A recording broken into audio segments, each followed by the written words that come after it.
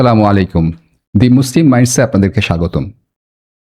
আজকে আমাদের সাথে গেস্ট আছেন জনাব মাহবুবুর রহমান। তিনি আই আইভাইব ল্যাবসের সিটিও এবং একই সাথে মুসলিম এন্টারপ্রেনার কমিউনিটির প্রেসিডেন্ট। এর পাশাপাশি তিনি যুবকদের, স্পেশালি মুসলিম যুবকদের প্রোডাক্টিভিটি এবং তাদের আধ্যাত্মিকতা এগুলো নিয়ে চিন্তাভাবনা করেন, ফেসবুকে লেখালেখি করেন এবং এ নিয়ে তার কিছু জানাশোনা আছে। তো আজকে আমরা এই বিষয়েই তার সাথে একটু কথা বলবো। মাহবুব ভাই, আপনি কেমন আছেন? আলহামদুলিল্লাহ ভালো। প্রথমে আমি একটু জিজ্ঞেস করতে চাই, আসলে আধ্যাত্মিকতা বা স্পিরিচুয়ালিটি যদি ইংরেজিতে বলি, এইটা আসলে কি? মানে এটা বলতে আপনি কি বুঝেন বা আমাদের কি বোঝা উচিত? আর দ্বিতীয় কথা হলো যে ইসলামের যে লিটারেচার অর্থাৎ কোরআন হাদিস থেকে এই আধ্যাত্মিকতার মানে যেই সংজ্ঞা, এটা কিভাবে এটা পাওয়া যায় নাকি পাওয়া যায় না? আর একই সাথে এটাও বলতে পারেন যে আমরা বর্তমান যুগে আধ্যাত্মিকতা বলতে যেটা বুঝি অনেক সময় সুফিজমের সাথে অথবা যোগব্যায়াম বা যোগা অথবা কোয়ান্টাম, যেই আধ্যাত্মিকতা আলফা লেভেল বেটা লেভেল, সেটার সাথে ইসলামিক আধ্যাত্মিকতা এটা কি একই জিনিস নাকি একটু আলাদা? প্রথমে একটু ভারী প্রশ্ন হয়ে গেল আর কি, স্পিরিচুয়ালিটি কি? স্পিরিচুয়ালিটি হয়তো আমরা লেমেন টার্মসে যেটা বলতে পারি যে এমনি দেহের ব্যাপার সেপার আর আত্মার ব্যাপার সেপার। সো অবভিয়াসলি ইসলামে স্পিরিচুয়ালিটি এই শব্দটা হয়তো বা কোরআন হাদিসে সরাসরি পাওয়া যাবে না, but very much relevant. Spirituality যদি ইসলামের লেন্সে আমরা যদি ডিফাইন করার চেষ্টা করতে চাই, এটা হচ্ছে গিয়ে যে আল্লাহর সাথে সম্পর্কের জন্য বান্দা যা করে সেটা আসলে স্পিরিচুয়ালিটি, এবং সবকিছু ট্রেসেস ব্যাক টু আল্লাহ। সো আল্লাহর সাথে সম্পর্ক করার জন্য তার আত্মমর্যাদা, তার লাইফের পারপাস, এগুলো নিয়ে চিন্তা ভাবনা করা, এগুলি স্পিরিচুয়ালিটির অংশ। আর as part of the second question, এটা ছিল যে যোগা বা কোয়ান্টাম এগুলো তো আসলে স্পিরিচুয়ালিটি নাকি? হ্যাঁ, এগুলি একটা স্পিরিচুয়ালিটির একটা ওয়ান অফ দ্য টাইপস, কিন্তু ইসলামিক টার্মসে অথবা ইসলামিক আন্ডারস্ট্যান্ডিংয়ে স্পিরিচুয়ালিটি যেভাবে আমাদেরকে বোঝায় সেটা হচ্ছে যে সবকিছুর উদ্দেশ্য হলো আল্লাহর সন্তুষ্টি অর্জন করা। এই যে আমরা স্পিরিচুয়ালিটির কথাবার্তা বললাম যে লাইফের পারপাস, সবকিছু উদ্দেশ্য আল্লাহকে সন্তুষ্ট করা। আর যোগা, কোয়ান্টাম মেথড, এগুলোতে যদি আপনি একটু ডিটেলে যান, দেখবেন যে নিজের ভিতরটাকে এনলাইটেন করা, পাওয়ারফুল করা, হ্যাঁ, নিজের সত্তাকে অন্য লেভেল নিয়ে যাওয়া, এটা প্রমোট করে ওরা। তো তাদের সাথে কিন্তু এই তারা কোনো গডকে বা ইয়েতে সন্তুষ্ট করার জন্য করে না। সেটা একটা স্পিরিচুয়ালি ড্রিল হলেও ইসলামিকভাবে আমরা যেটা স্পিরিচুয়ালিটি বুঝি, যেটা আন্ডারে তাসকিয়াতুন নাফস, ইহসান, তাকওয়া এসব কম্পোনেন্ট চলে আসে, তাদের সাথে আমাদের একটা মোটামুটি বড় কন্ট্রাস্ট আছে পারপাসের ক্ষেত্রে। সেটা একটা স্পিরিচুয়াল এক্সারসাইজ হতে পারে, বাট আমাদের জন্য স্পিরিচুয়ালিটি হার্নেস করার জন্য যোগা বা ওগুলি করার দরকার নেই। আসলে আমাদের জন্য উই হ্যাভ বেটার থিংস। তাকওয়া এবং তাসকিয়াতুন নাফস, এটা যদি একটু মানে আমাদের সবার জন্য ব্যাখ্যা করেন। আচ্ছা, তাকওয়া তো আমরা সবাই মোটামুটি অনেক ওয়াইডলি নোন একটা নাম, যে তাকওয়া মানে হচ্ছে আল্লাহ ভীতি অথবা আল্লাহ সম্বন্ধে ধারণা, অ্যাওয়ারনেস। সো আল্লাহ আসলে চান যে আল্লাহর ব্যাপার আমরা জানি বা আল্লাহকে ভয় করি। যেমন সূরা আল ইমরানে আছে যে মুমিনরা তুমি আমাকে সেভাবে ভয় করো যেভাবে করা উচিত। সো আল্লাহর একটা সার্টেন গাইডলাইন আছে কিভাবে ভয় করা উচিত। আল্লাহকে আমরা কিভাবে ভয় করি? সিম্পলি তার ইনস্ট্রাকশন মানা। কারো যদি ইনস্ট্রাকশন আমরা মানতে যাই, কেউ একটা কিছু বললো, আমাদের টিচার, তাই তুমি এটা করো, হ্যাঁ, যদি আমরা ভয় না থাকে এনাফ, তো করার মোটিভেশনটা কি? বেসিক্যালি আল্লাহকে অ্যাওয়ারনেস, আল্লাহ এইটা ভয় করলে, আল্লাহকে জানলে কি করতে হবে, সেটা মোরালেস এটাই তাকওয়া আসলে। হ্যাঁ, খুব বেশি ডিপে না গেলাম আর কি তাকওয়া। আর আরেকটা কি জানি নাম ছিল, তাসকিয়াতুন নাফস। তাসকিয়াতুন নাফস হচ্ছে আত্মার পরিশুদ্ধি। নাফস তো হচ্ছে আমার যে আত্মা আমরা যেটা বলি আর কি। তাসকিয়াতুন নাফস ইসলামে খুবই একটা ইন্টিগ্রাল একটা পার্ট। এমনিতে যে আমাদের যেসব দৈনন্দিন অ্যাকশন আছে, এটা করি ওইটা করি, এটার সাথে সাথে নিজের আত্মার পরিশুদ্ধিও দরকার আছে। ফর এক্সাম্পল, যে কোনো কাজের একটা এফেক্ট থাকে। আজকে যদি আমরা এই জোহরের ওয়াক্ত অথবা আসর ওয়াক্তে জামাতে নামাজ পড়লাম, জামাতে নামাজ না পড়ে যদি একা পড়ি, দুটার মধ্যে অনেক পার্থক্য। একে তো রিওয়ার্ডের মধ্যে পার্থক্য, তার মধ্যে এই আমলের মাধ্যমে তার যে অন্তর যে জিনিসটা পায়, একটা ফুলফিলমেন্ট পায়, সের মধ্যে অনেক পার্থক্য। সো জামাতের মধ্যে, নামাজের মধ্যে এই ফুলফিলমেন্ট অনেক বেশি। তাজকিয়াতুন নফস, এটা একটা গ্রো আপ হয়। এটা একটা এক্সাম্পল দিলাম। মানুষ যে হজে যায়, উমরাতে যায়, আত্মার পরিশুদ্ধি। হজে যখন যায় বা উমরাতে যায়, মানুষ এক কাপড়ে ইহরামে যায়। কারো কোনো রাজা বাছার কোনো তো মানে নেই, ডিফারেন্স নাই। সেম কাপড়ে হয়তো বা কিছু কষ্ট হয়, বাট কেন? এই আত্মার পরিশুদ্ধির জন্য। আর অনেক মানুষ আছে যে খুব বেশি এই পোশাক আশাকের দিকে, পোশাক আশাকের চাকচিক্যর দিকে খুব একটা খেয়াল নাই। কেন? যে তার এই সোলকে ডিসিপ্লিন করতে চায়। যদি আমরা আর্লিয়ার জেনারেশনে দেখি, ইনফ্যাক্ট ওমর রাদিয়াল্লাহু আনহু একবার বলছিলেন যে তখন দুর্ভিক্ষ চলতেছিল আর কি। তখন পেটে খাবারে মোচড় দেওয়ার জন্য ওমর রাদিয়াল্লাহু আনহু বলল যে তুমি যতই মোচড়াও, হ্যাঁ, আমি তোমাকে মানে খাবার দিব না। This is all traces back to তাজকিয়াতুন নফস, আত্মশুদ্ধি। এগুলো বিভিন্ন পর্যায়ে আছে, বিভিন্ন পর্যায় অনুসারে মানুষ সেভাবে অ্যাক্ট করে আর কি। গুড। আমরা তাহলে বুঝলাম যে ইসলামে যেভাবে এই ব্যাপারটা আছে, দুইটা শব্দ আপনি উল্লেখ করেছেন। একটা হচ্ছে আল্লাহর ব্যাপারে সচেতনতা বা আল্লাহর ব্যাপারে ভয়, আল্লাহকে চেনা। আর দ্বিতীয় হচ্ছে যে নিজের নফসকে পরিশুদ্ধ করা। আহ, মানে আমার মনের মধ্যে যেই রিয়া, অহংকার, লোভ, লালসা, এই জিনিসটা যাতে আস্তে আস্তে ক্লিন, এটা তো লাইফ টাইম জার্নি। এইটা ধীরে ধীরে ধীরে এখান থেকে আমি বের হয়ে আসবো আধ্যাত্মিকতার মাধ্যমে। বা আমরা এখন যেটা আধ্যাত্মিকতা বা স্পিরিচুয়ালিটি বলি, সমস্যা হলো যে ইসলামে আসলে স্পিরিচুয়ালিটি বা স্পিরিট এবং বডি, এই দুটাকে কখনো আলাদাভাবে মানে কখনো কোথাও বলা হয়নি আমি যতটুকু বুঝেছি। আহ, বরং একভাবেই দেখা হয়েছে, তাই না? যে এখন যেহেতু ম্যাটেরিয়ালিস্টিক ওয়ার্ল্ড, এখন এটাকে আলাদাভাবে এটা আমার পার্সোনাল লাইফ বা একটা ম্যাটেরিয়ালিস্টিক লাইফ, এটা হচ্ছে স্পিরিচুয়াল লাইফ। কিন্তু ইসলামে সবসময় একসাথেই ছিল। এখন আমার দ্বিতীয় প্রশ্ন হবে এরকম যে মানে আমি যদি সালফে সালিহিনের দিকে চলে যাই, রাসূল সাল্লাল্লাহু আলাইহি ওয়াসাল্লামের সময় এবং পরবর্তী একটা দুইটা জেনারেশন, তাদের সময় তারা কিভাবে এই স্পিরিচুয়ালিটি অর্জন করতেন, বা তাদের এই তাকওয়া বা তাজকিয়াতুন নফস কিভাবে তারা করতেন? এটা একটা ভালো পয়েন্ট আছেন যে ইসলামে নফস মানে স্পিরিচুয়ালিটি এবং বডিকে আর কি, ফিজিক্যাল ব্যাপারটাকে খুব আলাদা করে দেখানো হয়নি। ইমাম ইবনুল কাইয়িমের সরাসরি একটা উক্তি আছে ইনফ্যাক্ট, যে এই দুইটা আলাদা না। হ্যাঁ, এবং আলাদা মানে উনি উক্তিটা নিয়ে আসছেন যে ফিজিক্যাল আমল ছাড়া কেউ যদি শুধু নফসের কোনো একটা এনলাইনমেন্ট করতে চায়, সেটা পসিবল না। এটা মানে এটা সুন্নাহ বিরোধী ব্যাপার। সো অনেকে বলতে পারে যে আমি সারাদিন জিকির করলাম, সে যদি নামাজ না পড়ে, যেটা প্রেসক্রাইবড, হ্যাঁ, নামাজ তো একটা ফিজিক্যাল একটা এক্সারসাইজ, তাই না? মানে physical as well as spiritual exercise. তার কিন্তু এই নামাজ ছাড়া শুধু স্পিরিচুয়াল এনলাইনমেন্ট সম্ভব না। এটা মুসলিমদের এটা ওয়েল এস্টাবলিশড ফ্যাক্ট। সো প্রথম প্রশ্নে যে একটা ছিল যে সুফিদের ব্যাপার, যে সুফিদের এখানে একটা মন্তব্য করতে আমাদের বেশ সাবধান থাকতে হবে। যে এখনকার হিসেবে সুফি আমরা যেটা বুঝি, যে হয়তো আপনারা ইউটিউবে দেখেছেন, বা যখন অনেকে নামাজ পড়ে না, বলে যে আমাদের রুহু নামাজ পড়ে, অথবা হাত দেখে বলে যে নামাজ পড়তেছে। হ্যাঁ, আগে তো এরকম ছিল না। আগে সুফি বলতে আসলেই যারা এই তাওয়াসসুফ বা নিজেদের তাজকিয়াতুন নফসের এইটার চর্চা করতেন বেশি, তাদেরকে সুফি বলা হতো। আমরা এখনকার কনটেক্সটে যদি সুফি বলি, যারা এই হয়তোবা ঠিক মতো সুন্নাহ মোতাবেক নামাজ পড়ে না, বা নামাজে শরিয়া দরকার নেই, কারণ শরিয়া ধরনের মারিফতের মাধ্যমে আল্লাহকে পায়, এরকম একটা। যারা একটু অ্যাভারেজ পিপল, তারা শরিয়ার পিছনে ছুটবে। আর যারা একটু ডিফারেন্ট লেভেলে চলে গেছে, তারা আসলে তাদের নফসি বা তাদের রুহি জিকির করছে সবসময়। সো আমার তো আলাদা করে শরিয়ার দরকার নেই, কারণ আমি তো অলরেডি কানেক্টেড, এরকম একটা কনসেপ্ট। একটা ফানি স্টোরিও আছে ইনফ্যাক্ট এটা নিয়ে। আর এটা যে আগের সব সুফিদের মধ্যে অবশ্যই অনেক সেক্ট আছে এবং টাইপ আছে। সব সেক্ট শুরুর দিকে সবাই যে আবার ঠিক ছিল এরকম না। যেমন ইমাম মালিক রাহিমাহুল্লাহর সময় উনি মসজিদে বসেছিলেন নাকি, মসজিদে নববীতে কিছু নিয়ে, তার সাঙ্গপাঙ্গ নিয়ে।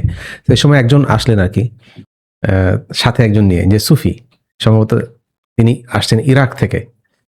তো প্রভুর পরিচয় জিজ্ঞেস করতে গিয়ে বললেন যে এই যে উনি হচ্ছে এই টাইপের কি সুফি হয়তো এই টাইমটা ইউজ করেন নাই, বসে এগুলি। মালিক জিজ্ঞেস করলেন ওরা কি করে, উত্তর দিলেন তারা অনেক খায়, খেয়ে দিয়ে তারপরে নাচ গান করে। হ্যাঁ, মালিক জিজ্ঞেস করলেন তারা কি বাচ্চা না তারা কি পাগল? উনি উত্তর দিলেন যে না, তাদের তো অনেক ইলমওয়ালা, মানে স্কলার আর কি, আলেম। তো উনি হাসতে হাসতে বাসায় চলে গেলেন আর কি। হ্যাঁ, so মসজিদ থেকে বাসায়। ইমাম মালিককে আসলে হাসতে দেখাটা খুব রেয়ার সাইড ছিল, যে this is one of the occasions ইমাম মালিক অনেক হাসছেন এবং বাসায় চলে গেছেন। সো এই সুফিদের এই টাইপটা আর কি, যারা হয়তো বা এই যে নাচ গানের মধ্যে আছে, আপনি তুর্কির কিছু সুফি টুফি দেখবেন, অনেক কিছু নাচ গান সেন্ট্রিক, ওই যে ঘুরে ঘুরে নাচে। সো এই টাইপের সুফিগুলো অবভিয়াসলি যে ইমাম মালিকের হাসির খোরাকের সুফি।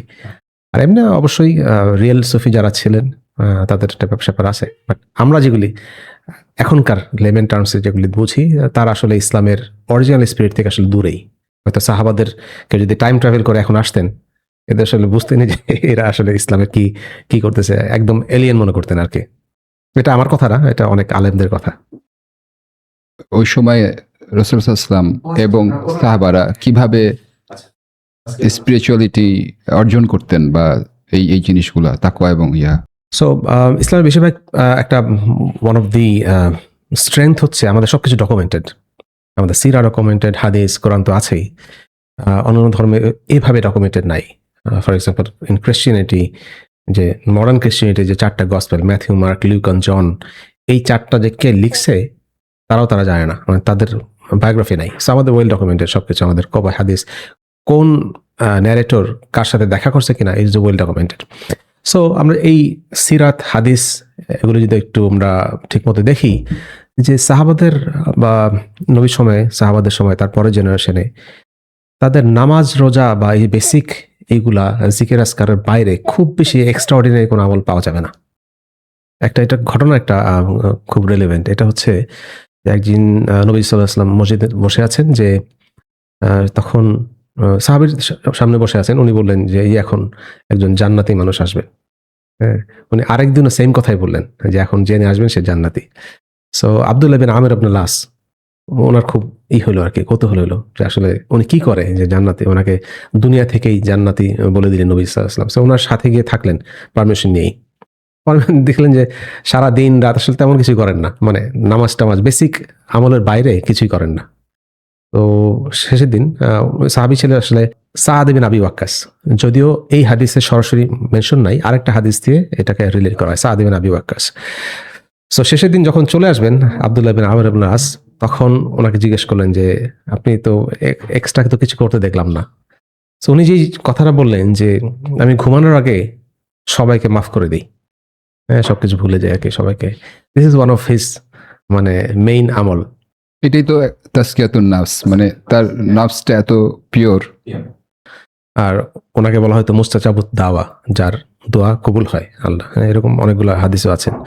সো যে পয়েন্টটা আমরা বলতেছিলাম, যে বেসিক যেই আমাদের আমল, 5 ওয়াক্ত নামাজ ঠিক মতো পড়া, জিকির আজকার করা, নামাজের আগে পড়ে বা কোরআন পড়া, এগুলোর বাইরে খুব বেশি ড্রিল দরকার নাই তাসকিয়াতুন নফসের জন্য। এটা সাহাবীদের থেকে প্রমাণিত। হ্যাঁ, কেউ যদি ভাবে যে তাসকিয়াতুন নফসের জন্য আমার মানে 2 বছর দেশের বাইরে থাকতে হবে, সেকুলেশনে থাকতে হবে, আইসোলেশনে থাকতে হবে, then only you get this enlightenment, এটা আসলে ইসলামের মেজাজের সাথে যায় না আসলে। আর ইসলাম এই রেসপন্সিবিলিটি কিন্তু খুব জোর দেয়, তাই না? একজন সাহাবী আসছিলেন, জিহাদে যাবেন, জিজ্ঞেস করলেন যে তোমার বাসায় কে আছে? মা। তো মাকে দেখাশোনা করো। এর মানে হচ্ছে যে ওনার যে রেসপন্সিবিলিটি, সেটাকে কিন্তু বাদ দিয়ে কিন্তু আবার জিহাদে যেতে বলেন নাই। হ্যাঁ, সো এরকম ব্যাপারটা হলো যে তাসকিয়াতুন নফসের জন্য আমাদের খুব বেশি এক্সট্রা অর্ডিনারি হিডেন কোনো এজেন্ট মানে ড্রিল ফলো করা দরকার নেই। ইসলামে যে 5 ওয়াক্ত নামাজ, সিয়াম, তারপরে রোজা, হজ, যাকাত, এগুলোর মধ্যে আমাদের তাসকিয়াতুন নফস, সাদাকা, এগুলোর মধ্যে নিহিত আসলে বেসিক্যালি। মানে আমি শরিয়া মতো মেনে চলবো, সৎ কাজ করবো, অসৎ কাজ থেকে দূরে থাকবো, এটাই তো বেসিক ফর্মুলা।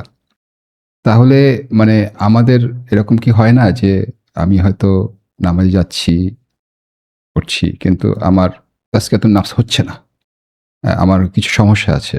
ধরা যাক যে আমার খুব হিংসা, মানুষের ক্ষতি দেখলে আমার ভালোই লাগে, মজা লাগে। হ্যাঁ, তারপরে ধরা যাক যে অহংকার রয়ে গেছে মনের মধ্যে। হ্যাঁ, তো এই জিনিসগুলো কিভাবে অ্যাড্রেস করা যেতে পারে? আর মানে আপনি যেটা বলছেন যে মানে এইগুলো যদি শরিয়ার ব্যাপারগুলো যদি আমি মেনেই চলি, তাহলে তো আমার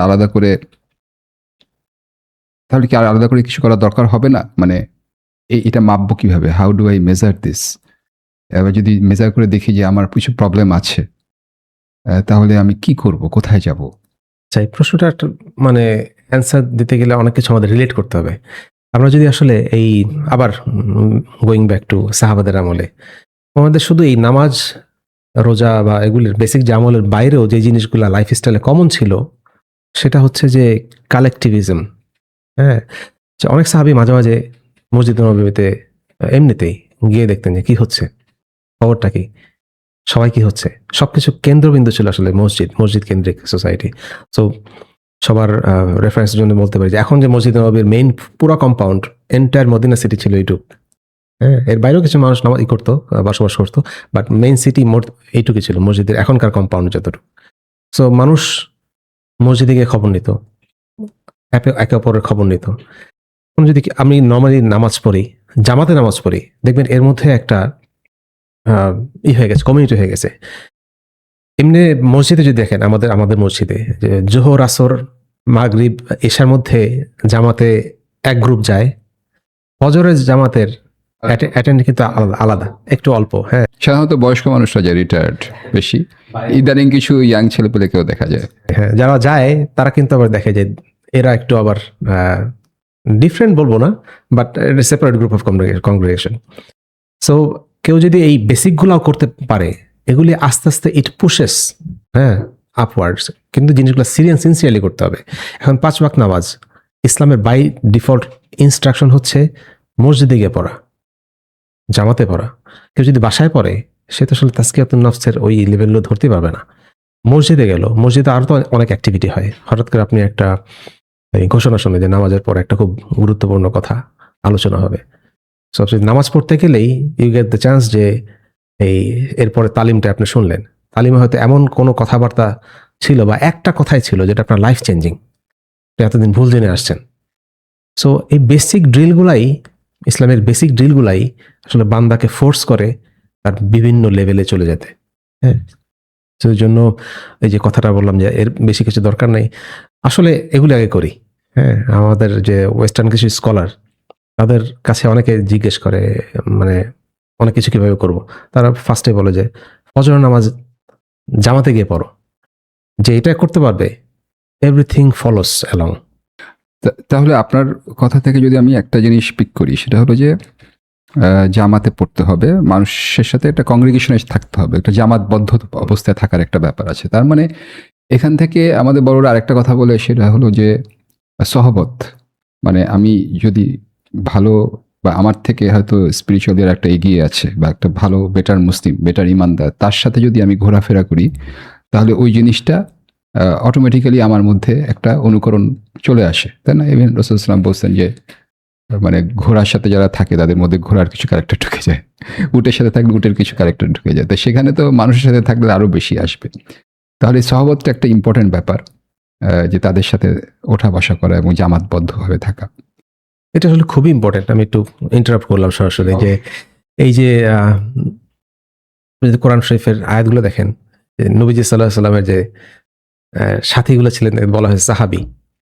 ঈসা আলাইহিস সালামে বলছেন হাওয়ারিউন, একটু ডিফারেন্ট পার্থক্য আছে। এই সাহাবী, নবী সাল্লাল্লাহু আলাইহি সাল্লামের সাহাবী সবসময় সাথে ছিলেন, সব কাজে ইয়েতে। ড্রিলটা ডিফারেন্ট। কম্পেনিয়নশিপ, যেটা বলে সবার সোহবত, কম্পেনিয়নশিপ বা সোহবত, এটা ইসলামে এক্সট্রিমলি ইম্পর্টেন্ট। আপনি একটা খারাপ কাজ করতে পারবেন না আসলে সারাক্ষণ যদি কম্পেনিয়নশিপের লুপের মধ্যে থাকেন। ফর এক্সাম্পল, আপনার নতুন একটা সিনেমা বের হয়েছে হয়তো বা মাইকেল জ্যাকসনের বায়োপিক, হ্যাঁ, আপনার খুব দেখতে ইচ্ছা করছে। কিন্তু আপনি যদি একটা লুপের মধ্যে থাকেন যে আপনার সবাই খবর নেয়, আপনি আসলে সিনেমাটা দেখতে পাবেন না। কালকে সন্ধ্যায় কোথায় ছিলা বা এরকম অথবা সামহাও সিনেমা হলে কেউ দেখে ফেলে প্রবলেম আছে, তাই না? সো একটা হাদিসও আছে ইনফ্যাক্ট যে man follows his friends religion.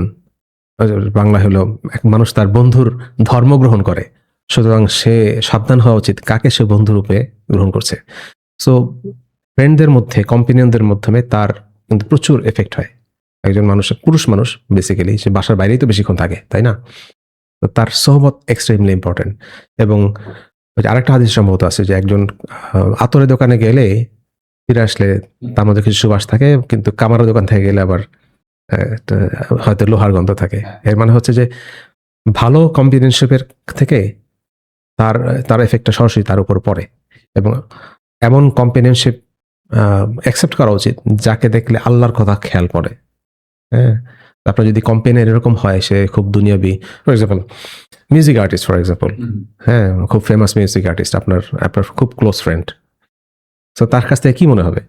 তো সে তার সাথে আপনি আলাপ করবে যে যে তাদের সবাই লেজেন্ড কি ছিল, এই ছিল, হ্যাঁ, লেড জেপলিন করতো, তার এই গিটার বাজাইতো, তাদের আলাপ এইটা বেরই হবে। আল্লাহওয়ালা একজন কম্পেনিয়ন বা আপনার সোহবতে থাকলে আপনার আলোচনা হবে সব আল্লাহ কেন্দ্রিক, স্পিরিচুয়াল, এইগুলির আলাপ আলোচনা হবে। সো এই কার কম্পেনিয়নশিপে মানুষ থাকবে, এটা এক্সট্রিমলি ইম্পর্টেন্ট স্পিরিচুয়ালিটির জন্য। এবং মানে ইভেন আমি যদি কাউকে পছন্দ নাও করি এবং তার সাথে যদি তারপরেও I happen to stay with him for a long time, তারপরেও কিন্তু তার ক্যারেক্টার কিছু ঢুকে যায়। আমরা দেখি যে আমার বন্ধু বা আমার আত্মীয় বা আমার বাবা মা কোনো কিছু আমি পছন্দ করি না, তাদের কিছু একটু পছন্দ করি না, কিন্তু দেখা যায় যে আমি যখন বড় হচ্ছি আমার মধ্যে কিন্তু সেই ক্যারেক্টারগুলো ঢুকে গেছে, আমি নিজেও বুঝতে পারি না। তো এইটা একটা খুব ইম্পর্ট্যান্ট ব্যাপার যে মানে এটা ইটস নট নেসেসারিলি যে আমার সচেতনভাবে আমি এটা নেই, এটা মানে এটা পারমিয়েটস করে, ভিতরে ঢুকে যায়। আর এই আবার ইন্টারাপ্ট করলাম, এখনকার এই কারেন্ট যুগে আরবান লাইফ স্টাইলে মোস্টলি মানুষ আসলে ফ্রেন্ড নাই। হ্যাঁ, আমি অল্প স্বল্প রেডিট ইউজ করি, একটা সোশ্যাল প্ল্যাটফর্ম, মানে খুব দুই একটা সাবরেডিট, যেটা বেসিক্যালি ঢাকার একটা কিছু নিউজ ওখানে পাওয়া যায়। সো অনেকে এসে বলে যে আমার কথা বলার কেউ নাই, হ্যাঁ, can somebody talk to me, হ্যাঁ, হ্যাং আউট। এখন কিন্তু এই যে বললাম যে সোহবত ইম্পর্টেন্ট, এখন হয়ে গেছে আসলে কারোর সাথে ফ্রেন্ডশিপই রাখা যাবে না, আমি একা। এটা আরেকটা সমস্যা, যে একা তার কিন্তু কোনো ফলো আপ মেকানিজম নাই। He can watch anything he wants, he can do anything, তার কোনো মানে কারেক্টিভ মেজার নাই আসলে, ইকোসিস্টেম বা ওয়ার্কফ্লোর মধ্যে নাই। সো এখন মানুষের উচিত, তার কোনো বান নাই, তাই তো? মানে হ্যাঁ, কোথায় সে থামবে, কেউ যেন তাকে আটকাবে। শয়তান can take him anywhere, nobody is going to stop at any point of time. যার কোনো নাই, ওয়ালি নাই, তার ওয়ালি হলো শয়তান। সো এটা একটা বলছিলাম যে হ্যাঁ সহবত। আরেকটা জিনিস হচ্ছে যে কোরআনেই কিন্তু আছে যে রসুলামের জন্য ইব্রাহিম আসলামটা দোয়া করেছিলেন যে একজন নবী পাঠান, তিনি আপনার কিতাব তেলাওয়াত করবেন এবং ইউজাক্কিহিম, এবং তাদেরকে এই যে তাজকিয়া, হ্যাঁ, তাদেরকে পরিশুদ্ধ করবেন। তাহলে আমরা এখান থেকে আরেকটা লেসন নিতে পারি যে কোরআন আসলে মানুষকে পরিশুদ্ধ করে। সো যত বেশি আমরা কোরআন পাঠ করব, কোরআনের অর্থ বুঝে পড়ব বা কোরআনের দার্স নিব, কোরআন মানুষের জন্য শেফা, মানে তার মনের বা তার অন্তর বা সোলের জন্য শেফা। তো আমাদের মুসলমানদের জন্য এটা আল্লাহর একটা রহমত যে কোরআন নাজিল করছেন, এবং কোরআনের মাধ্যমে আমরা আমাদের নিজেদের নফসকে ক্লিন করতে পারবো ফ্রম অল কাইন্ড অফ রোগ, যেমন অহংকার, রিয়া, হাসাদ, যা কিছু আছে আর কি। এটা একটা ইন্টারেস্টিং, মানে কোরআন আমরা যতবার সেম আয়াত বারে বারে পড়লে কিন্তু উই ডিসকভার সামথিং নিউ। এবং আপনার জন্য এক ধরনের একটু সাটল ডিফারেন্ট মিনিং, আমার জন্য কিন্তু আরেকভাবে এটার কন্টেক্সচুয়ালাইজ হবে। এবং আবার দেখেন যে সময়ের সাথে কিন্তু চেঞ্জও হয়, মানে মূল অর্থ একই থাকে কিন্তু কনটেক্সট তো যেহেতু পরিবর্তন হচ্ছে, এটা তো টাইমলেস একটা কিতাব। 18 বছর বয়সে যেই অর্থটা বুঝছেন, now you have children, and তখন কিন্তু এখন একটু ডিফারেন্টভাবে এই জিনিসটা বুঝতে পারবেন। সুবহানাল্লাহ। মানে একটা যদি প্রশ্ন করি যে রাসূল ইসলাম সাহাবাদের সময় বা পরবর্তী জেনারেশনেও তো আসলে আমরা দেখতে পাই যে যেভাবে রাসূল ইসলামের সাহাবাদের থেকে এবং পরবর্তী জেনারেশনে তারা এই আধ্যাত্মিকতার দিক থেকে, তাকওয়ার দিক থেকে এবং নফসের পরিশুদ্ধিতার দিক থেকে তারা এগিয়েছিলেন। কিন্তু এরপর একটা ডিক্লাইন ঘটেছে না? মানে ওভারঅল আমরা নামে মুসলিম, আমরা কালেমার মানে পতাকাবাহী বা কলেমাকে আমরা ক্যারি করি, কিন্তু সবসময় কিন্তু মুসলিম হিসাবে যেই গুণগুলো থাকা উচিত ওই গুণগুলো আমাদের মধ্যে নাই। কাফেররা আমাদের দেখে ইন্টারেস্টেড হয় না যে না আমি তার মধ্যে হতে চাই। তো এই যে ডিক্লাইনটা আমাদের চরিত্রের মধ্যে এবং আমাদের আধ্যাত্মিকতার মধ্যে, এই ডিক্লাইনটা মানে কেন বা কিভাবে ঘটলো বলে আপনি মনে করেন? আচ্ছা, এটা হয়তোবা উত্তরটা লম্বাই হতে পারে, যে প্রথম আমাদের যেই জিনিসটা খেয়াল রাখতে হবে যে এই যে ডিক্লাইন, আমরা যেটার কথা উই আর অ্যাজিউমিং যে একটা decline, there is a decline, এই ডিক্লাইনটা আসলে একদিনে হয় নাই। So it has been a gradual process. আমরা যদি আগের লাইফস্টাইলের সাথে আমাদের এখনকার লাইফস্টাইল কন্ট্রাস্ট করি, যে আগের আমাদের লাইফস্টাইল আবর্তিত হতো আর কি আল্লাহকে ঘিরে, নামাজকে ঘিরে, ইবাদতকে ঘিরে। ফর এক্সাম্পল আমাদের লাইফ মানে দিন শুরু হতো কিভাবে? ফজর নামাজের পর, ফজরের আজান শুনে নামাজ পড়ে সেভাবে দিন শুরু হতো। দুপুরে একটা বিরতি নেওয়া হয়তো, সেটাও আজান কেন্দ্রিক। আসরের পর সব বাসায় ফেরার পালা, সেটাও আজান কেন্দ্রিক, নামাজ কেন্দ্রিক। মাগরিবের পর ফ্যামিলিতে একসাথে, এবং এসার পর কথাবার্তা না বলে, মানে কারোর সাথে কথাবার্তা না বলে ঘুমিয়ে যাওয়া। এই যে দিন যে 5টা ভাগে ভাগ করা ইবাদতের মাধ্যমে, সবকিছু কিন্তু আমাদের এই ছিল। এখন যদি আমরা দুই একটা বিয়ে এবং এই হয়তো জানাজা ছাড়া আমরা খুব কমই শুনি যে বাদ জোহর এই অনুষ্ঠানটা হবে, বাদ আসর হবে। আমাদের কিন্তু এখন এখন সময় কিন্তু ক্লক না, ওটা বুঝতে হবে আর কি। যে ক্লক একটা মেজারমেন্ট, আমরা এখন সময় বুঝে নিছি আসলে ক্লক, যে 4টা বাজে 5টা বাজে এইটা, তাই না? সো আগের জিনিসটা ছিল যে ক্লকের ইয়ে না। ফর এক্সাম্পল কেউ আজান শুনলো, আগে নামাজ আসলে জামাত কিভাবে হতো? কেউ আজান শুনলো, হয়তো আজান নাও শুনলো, মসজিদে গেল, কিছু মানুষ জড়ো হলো, তারপরে এই হলো নাম কি, সবাইকে নামাজ পড়তে দাঁড়িয়ে গেল, হয়তো কোরআন পূর্ণ হওয়ার পর নামাজ পড়তে দাঁড়িয়ে গেল। এখন কি হয়? উই নো এক্স্যাক্টলি যে কখন আসলে নামাজ শুরু হবে, মানে বাই সেকেন্ড। আপনারা যদি ডিওএইচএস গুলাতে যান, না, সব জায়গাতেই না ডিওএইচএস গুলাতে মানে ওরা এক্সট্রা কেয়ারফুল যে যদি 5টা 30-এ নামাজ হয়, তারা 5টা 29-এ সবাইকে দাঁড়াতে বলবে, ইকামত শুরু হবে 5টা 30 মানে 30 সেকেন্ডে, এতে এক্স্যাক্টলি শুরু হয়। হ্যাঁ, মানে এতটা কেয়ারফুল যে 1 মিনিটও নষ্ট করা যাবে না। হ্যাঁ, হাইলি প্রোডাক্টিভ যখন নামাজের টাইম সেভ করতে হবে। সো এই যে ক্লক হ্যাজ টেকেন আওয়ার, মানে টোটাল আমাদের যে ইবাদত ঘিরে হইতো, এখন সব ক্লক, হ্যাঁ ঘড়ি ঘিরে হয়। হ্যাঁ, সো ঘড়ি ঘিরে হওয়ার ফলে হলো কি, যে আমরা আগে নামাজ ঠিক রেখে অথবা নামাজের ওয়াক্ত ঠিক রেখে বাকি কাজগুলোকে ফিট ইন করতাম। যে বাদ জোহর এটা হবে, জোহরের আগে এটা হবে, বাদ ফজর এটা হবে। সবকিছু দেখেন যে নামাজ কেন্দ্রিক, আজান কেন্দ্রিক, হ্যাঁ নামাজের সময় কেন্দ্রিক। এখন যেটা হলো যে ফজর নামাজ হয়তো বা সবাই বাসায় পড়ে অথবা মসজিদে পড়ে, এরপরে বাকিগুলা আমরা নামাজ কিন্তু আমাদের ব্যস্ততা কাজের ভিতরে ফিট ইন করি। যে অফিসের কাজের ফাঁকে নামাজ পড়ে নিলাম, আসরের নামাজটা পড়ে নিলাম, মাগরিব হয়তো বা কোনো মিটিং ছিল, মিটিং এর মাঝখানে নামাজ পড়ে নিলাম, অথবা মিটিং শেষে নামাজ পড়লাম। আমাদের যাদের সাথে ফরেন ক্লায়েন্টদের মিটিং হয়, কেউ তো আসলে সাহস করতে পারে না যে আমার এখন নামাজ আছে। হ্যাঁ, মাগরিব নামাজ তো খুব শর্ট, এখন নামাজ মিটিং ছেড়ে নামাজ পড়তে হবে। কজন বলতে পারবে? খুব হয়তো 1% বলতে পারবে না।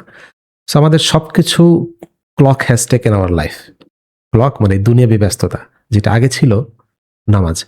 সো শুধু নামাজ ঘিরে যদি এখনো থাকতো, সো নামাজ তো অন্য একটু আগে যা আলাপ করলাম যে নামাজ it pushes you for the other level, সেই লেভেলগুলো কিন্তু আমাদের নাই। আমরা খুব শর্টকাটে নামাজ পড়ে আদায় করে কোনো মতে অনেকটা দায়িত্ব শেষ করার মতো করতেছি। এই ডিক্লাইনটা শুরু হয়েছে তখনই, যে আমাদের মডার্ন লাইফ স্টাইলে যখন অনেক ব্যস্ততা চলে আসছে, আমরা নামাজকে, আমাদের ইবাদতকে অপশনালি ফিট ইন করার চেষ্টা করি আমাদের সারা 24 ঘন্টার মধ্যে। অনেকে ইনফ্যাক্ট ক্যালকুলেট করে যে তুমি কি সারাদিনে আল্লাহকে 1 ঘন্টা দিতে পারো না? হি হ্যাজ ক্যালকুলেটেড রাইটলি যে 5 ভাগ জামাতে নামাজ পড়লে আসলে 1 ঘন্টাই লাগে, 1 ঘন্টা 10 মিনিট লাগে। চিন্তা করেন যে এই 1 ঘন্টা 10 মিনিট, সো তোমার কাছে 23 ঘন্টা আছে, 23 ঘন্টা তোমার কাজের জন্য আছে। আমাদের চিন্তা ভাবনা, thought process, everything is like productivity centric. হ্যাঁ, আমাদের হাইলি প্রোডাক্টিভ হতে হবে। এখন আপনি ইনফ্যাক্ট আমাদের অভ্যাস হয়ে গেছে যে 10 মিনিট কোনো মিনিংফুল কাজ না করে আমাদের নিজেদের খুব লাগে, অলস লাগে, তাই না? এই 10 মিনিট আমি কিছু করলাম না। হ্যাঁ, উইচ ইজ গুড। আপনি যদি 10 মিনিট মিনিংফুল আল্লাহ সন্তুষ্টির জন্য কিছু করেন, উইচ ইজ গুড। বাট এই যে একটা মানে চিন্তা ভাবনার শিফট, এটা আগে ছিল না আসলে।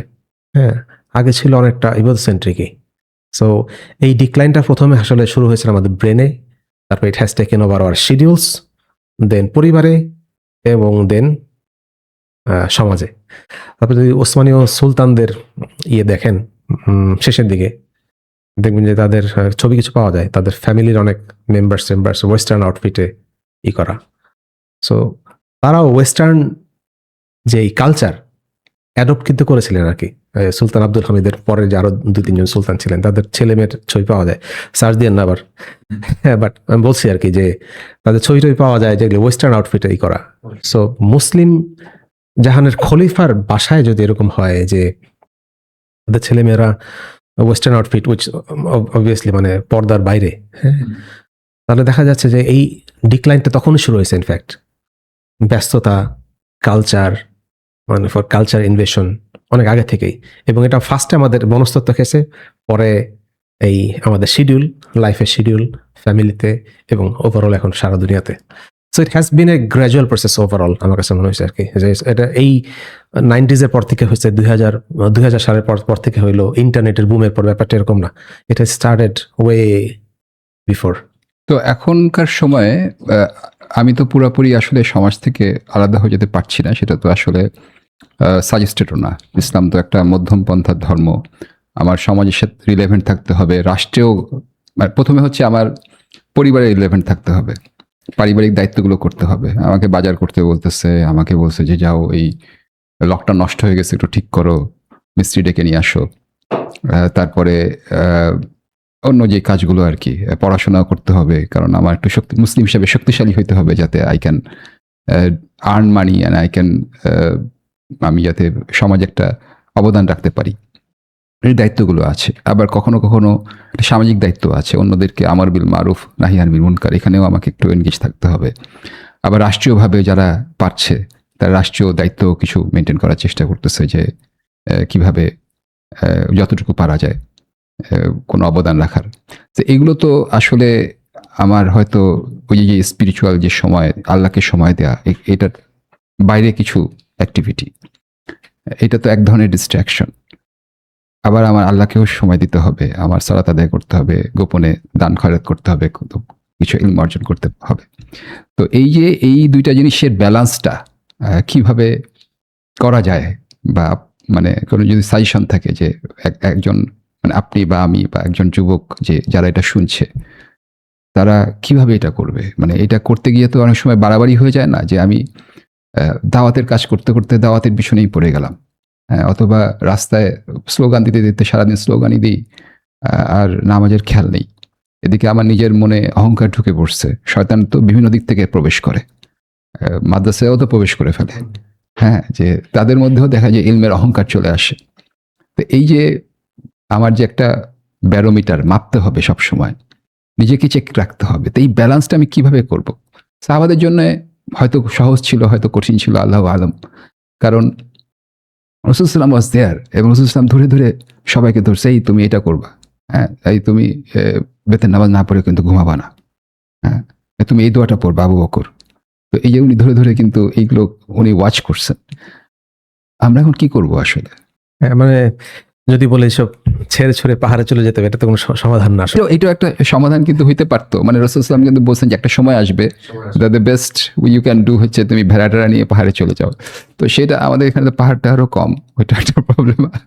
আফগানিস্তান বা ওরকম জায়গা হলে হয়তো যাওয়া যেত আর কি। এখনকার বাস্তবতা হচ্ছে আসলে আমরা অনেক ব্যস্ত, হ্যাঁ, মানে এটাকে তোমরা সরাসরি আউটরাইট রিজেক্ট করার কোনো উপায় নাই। ইসলাম আসলে ব্যস্ত কম হতে বলে ব্যাপারটা এরকমও না, যদিও আমাদের একটু আগে আলোচনা অনেকটাই হইলো যে আমরা অনেক ব্যস্ত, ডিস্ট্রাক্টেড বা কম মানে অকুপাইড, হাইলি অকুপাইড। ইসলাম আসলে ব্যস্ত হতে বলে কারেক্ট পারপাসে। সো নবীজি সাল্লাল্লাহু আলাইহি সাল্লামের সারাদিনে যদি আমরা রুটিন দেখি বা লাইফস্টাইল দেখি, সব কিছুতে আল্লাহর একটা ইনভলভমেন্ট আছে আর কি। তো উজু করার জন্য একটা দোয়া আছে, নামাজে তো অবভিয়াসলি নামাজে তো সূরা টুরা থাকবেই, ঘর থেকে বের হওয়ার সময় দোয়া, যানবাহনে ওঠার দোয়া, আপনার অফিসে মানে কোথাও গেলে সেখানে যাওয়ার পরে একটা দোয়া, খাওয়ার আগে একটা দোয়া, খাওয়ার পরে একটা দোয়া, তারপরে ইনফ্যাক্ট ওয়াশরুমে ঢোকার আগে এবং পরে আয়না দেখারও দোয়া আছে। তো সব কাছে কিন্তু সবকিছু মানে সবকিছুতে আল্লাহ ইনভলভড। আপনি একটা রাস্তায় একটা দেখলেন, কাউকে অসুস্থ দেখলেন, আপনি মনে মনে দোয়া করে দিলেন যে শাফাহুল্লাহ, আল্লাহ তাকে শিফা দিন। সবকিছু ইউ আর হার্নেসিং দি মানে ইনভলভমেন্ট অফ আল্লাহ। জিনিসটা যদি এভাবে আমরা করি, মানে নাম কি আমাদের লাইফস্টাইলকে একটু রিফ্রেশ করি, সব জায়গায় একটু ইনভলভমেন্ট থাকতে হবে। আমাদের ব্যস্ত লাইফস্টাইলেও তখন সেই বারাকা হাসিল করা পসিবল। আপনি সবকিছু আল্লাহ দিয়ে শুরু। ইনফ্যাক্ট একটা হাদিস আছে, যদি তোমার জুতার ফিতাও খুলে যায়, হ্যাঁ, সেটার জন্য আল্লাহর কাছে হারিয়ে যায়, আল্লাহর কাছে চাও। ইচ অ্যান্ড এভরিথিং, হ্যাঁ, আপনার ধরেন বাসার গেটের গ্যারেজের গেট খুলতে কষ্ট হচ্ছে, সেখানে আপনি আল্লাহ সাহায্য চান, বিসমিল্লাহ বলেন, দেখবেন যে এই স্পিরিচুয়াল যে এনলাইটমেন্ট আপনার এই কাজের মধ্যেই পাওয়া যাবে। হ্যাঁ, এই কাজের মধ্যে প্রত্যেকটা কাজ তখন ইবাদত টাইপের মনে হবে আর কি, হয়তো এক্স্যাক্টলি ইবাদত না, বাট ইবাদতের মতো একটা চলে আসবে। সো পয়েন্ট এটাই যে ইসলাম সবকিছু ছেড়ে ছুড়ে একেবারে সন্ন্যাসী নিতে বলে না, কারণ ইসলামের সন্ন্যাসের স্থান নেই।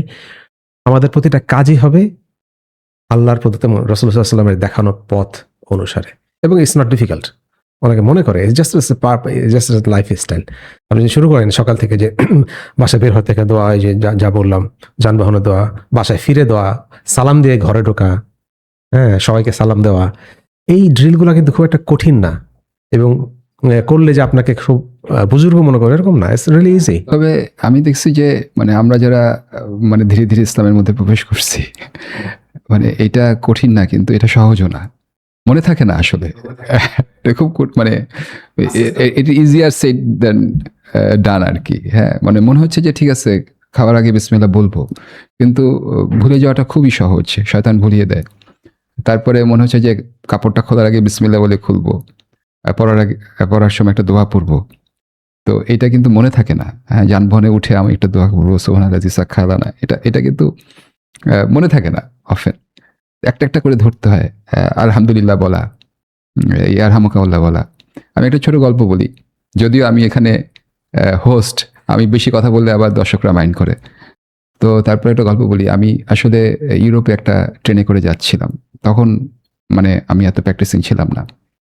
তো আমি ট্রেনে বসে আছি, ইউরোপের ট্রেনগুলো একটু খালি খালি থাকে। তো আমার সামনে পিছে কেউ, মানে আমার ওই সিটের এদিকে দিকে কেউ নেই, আমি বসে বোধহয় কাগজ কলমে কিছু একটা করছি। এই সময় আমি আসলে হাঁচি দিই একটা। তা হাঁচি দেওয়ার সাথে সাথে আমি পিছন থেকে শুনি গিয়ে ব্লেস ইউ। তো আমি তাকিয়ে দেখি যে আমার এক সিট বা দুই সিট পেছনে একজন ভদ্রমহিলা, হোয়াইট, সে কোনো একটা বই পড়ছে, and she just said instantaneously by reflex bless you. সে আমার দিকে তাকিয়েও নাই। তো তখন আমি চিন্তা করলাম, ব্লেস ইউ এইটার মানে তো আলহামদুলিল্লাহ, তাই না? সরি, ইয়ারহামুকাল্লাহ, ইয়ারহামুকাল্লাহ, আল্লাহ তোমাকে রহমত করুক। তা আমি চিন্তা করলাম যে ও এটা জানলো কিভাবে? হ্যাঁ, এটা তো আমাদের জিনিস, আমি আলহামদুলিল্লাহ বলবো, যে শুনবে সে ব্লেস ইউ বলবে। ও এটা কিভাবে জানলো? আমি জানি এটা কোত্থেকে আসছে। তখন আমি মনে করলাম হয়তো সে বাইবেল থেকে পাইছে, হয়তো ঈসা আলাইহিস সালাম তাদেরকে শেখাইছে, কোনো একটা জায়গা থেকে তো এসেছে। তো আমি চিন্তা করলাম যে আমি তো আলহামদুলিল্লাহ পর্যন্ত বলি, কিন্তু ইয়ারহামুকাল্লাহ তখনও বলি না আর কি। তো এইটা আমি লজ্জা পাইলাম আর কি তখন, যে এই ভদ্র মহিলা, যে হয়তো মুসলিম না, বা সে হয়তো কাফের ক্যাটাগরিতে পড়েন, আল্লাহু আলম, কিন্তু তিনি কিন্তু এটা বলে ফেলেন, তার কালচারের মধ্যে কিন্তু এমবেড হয়ে গেছে। She didn't even looked at me. আর আমি এটা বলতে পারি না, যেটা আমার নবীর একটা শিক্ষা সাল্লাল্লাহু আলাইহি ওয়াসাল্লাম। কিন্তু এইটা চিন্তা করার পর, এইটা আমার নিজের লাইফে এবং আমার পরিবারের মধ্যে এইটা স্ট্যাবলিশ করতে it took me quite a long time. মানে এটা আসে না, এটা তো ওই সময় বলতে হবে, সাথে সাথে বলতে হবে। হ্যাঁ, তো এইটা সময় লাগছে আর কি। সময় লাগে, ইজ ওকে, মানে চেষ্টা থাকতে হবে আর কি। হ্যাঁ, আর এটা তো ইসলামিক এই যে স্পিরিচুয়ালিটি স্তরের তো আসলে কোনো শেষ নাই, মানে শেষ হয়ে কোথায় যাবে? নবী সিদ্দিকিনদের পর্যায়ে, তার আগে তো আসলে অনেকগুলা মানে শত শত স্টেপ। সো প্রতিটা, যেমন এই আমরা যানবাহনে যে দোয়া পড়ি, সেটা আমরা একটা দার্সে বসছিলাম, শুধু এই দোয়া না, যে বিসমিল্লাহ, বিসমিল্লাহ যখন বললেন নবী সাল্লাল্লাহু আলাইহি ওয়াসাল্লাম প্রথম পা ঘোড়ার ইয়ের উপর রাখলেন, স্যাডেলের উপর রাখলেন, আলহামদুলিল্লাহ এটা, এবং শেষ যখন হলো না সুবহানাকাল্লাহ নিজাম নাফসি ফাকফিল ফাইন্নাহু লা ইয়াগফিরু যুনুবা, শেষ করার পর নবীজি একটু হাসলেন বাহনের উপরেই।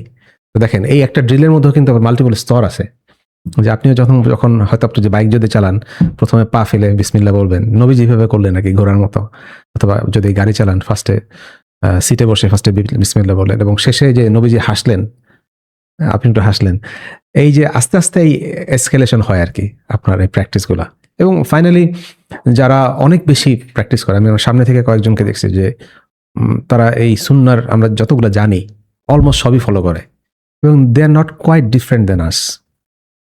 হ্যাঁ, so it's just matter of time, আস্তে আস্তে হয়ে যায়।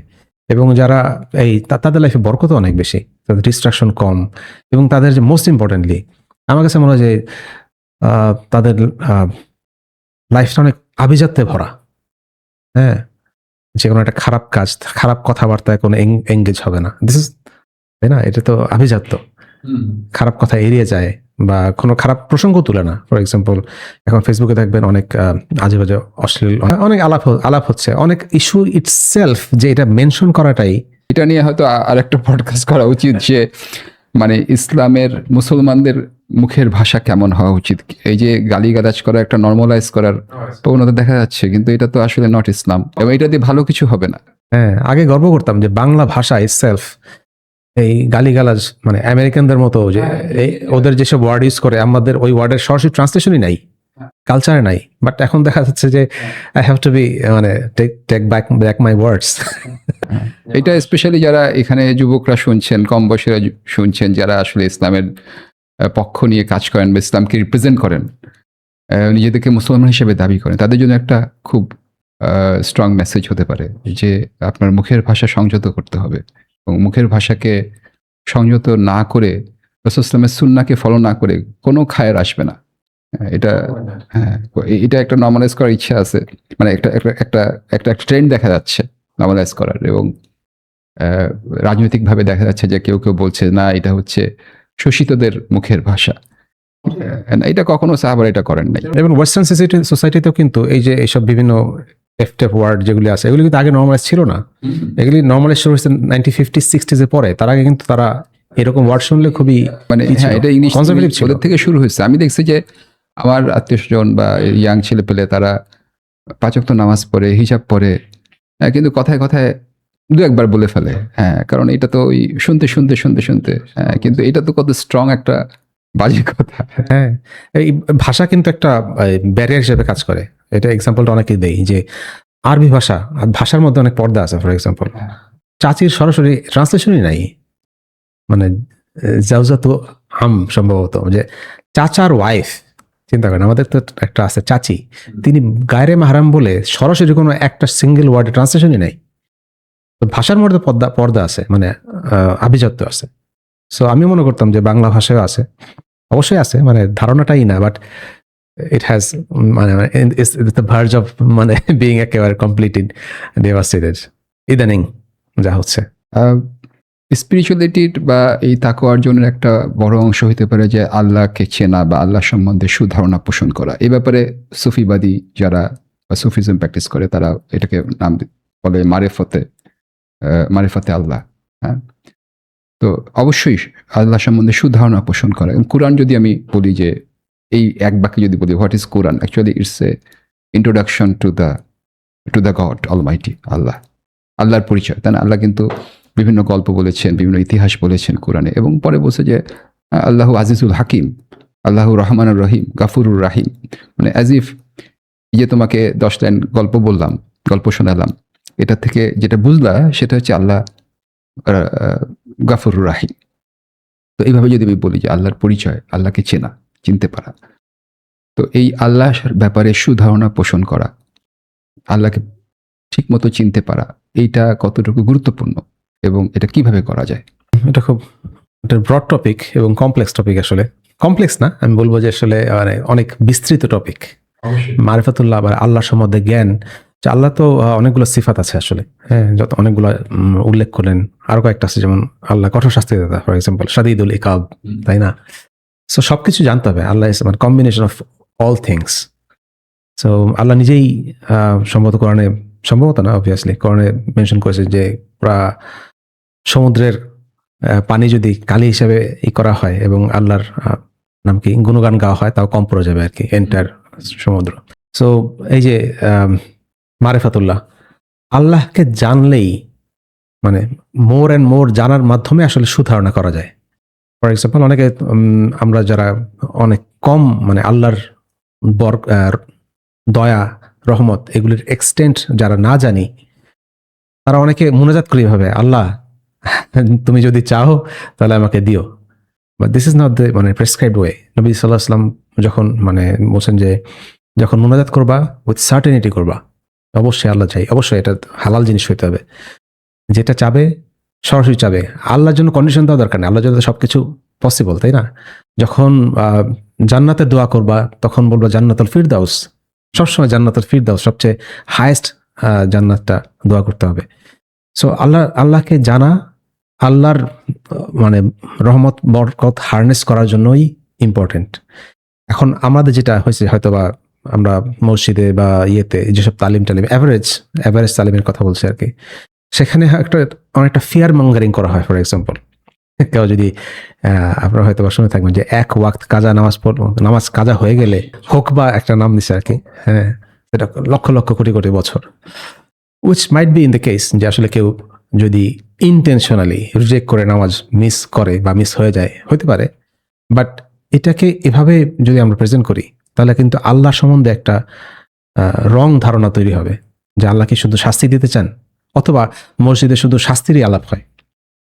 যদি এক পেশে আলোচনা, আপনি যদি দেখেন বেশিরভাগ সূরাতে যে আল্লাহ যখন জাহান্নামের আলাপ করছেন একটু পরে আবার জান্নাত, যেমন সূরা আন-নাবা, তাই না? প্রথম দিকে এই আলাপ করার পর লাস্টে আবার একটা ব্যালেন্স করা, সূরা নাবা, সূরা আলা, সব জায়গায় ইনফ্যাক্ট একটা স্ট্যাটিস্টিক্স আছে যে জান্নাত জাহান্নাম similar number of Times mention করা আছে। So it's just a balance যে আল্লাহর যে কঠিন সিফাতগুলো আছে সাথে সাথে নাম কি দয়া, এগুলোর সিফাত দুইটা একসাথে জানতে হবে, এবং আল্লাহর দয়া, আল্লাহর ক্রোধ এগুলোর উপর করে ওভাররাইড করে। এই জন্যই আমরা জান্নাত যেতে পারবো হয়তো বা। আল্লাহর যদি এই দয়া ওভাররাইড না করতো হয়তো আমরা কেউ যেতে পারতাম না।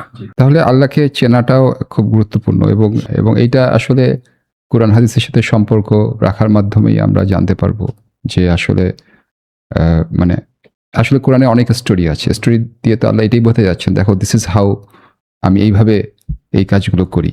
আমি যারা ধৈর্য ধরে, ইউসুফ আলাহিসাল্লামের মতো যাদের ধৈর্য ধরে, তাকে কিন্তু শেষ পর্যন্ত আমি এই পৃথিবীতেই রিওয়ার্ড করেছি, এবং আখিরাতে তো করি।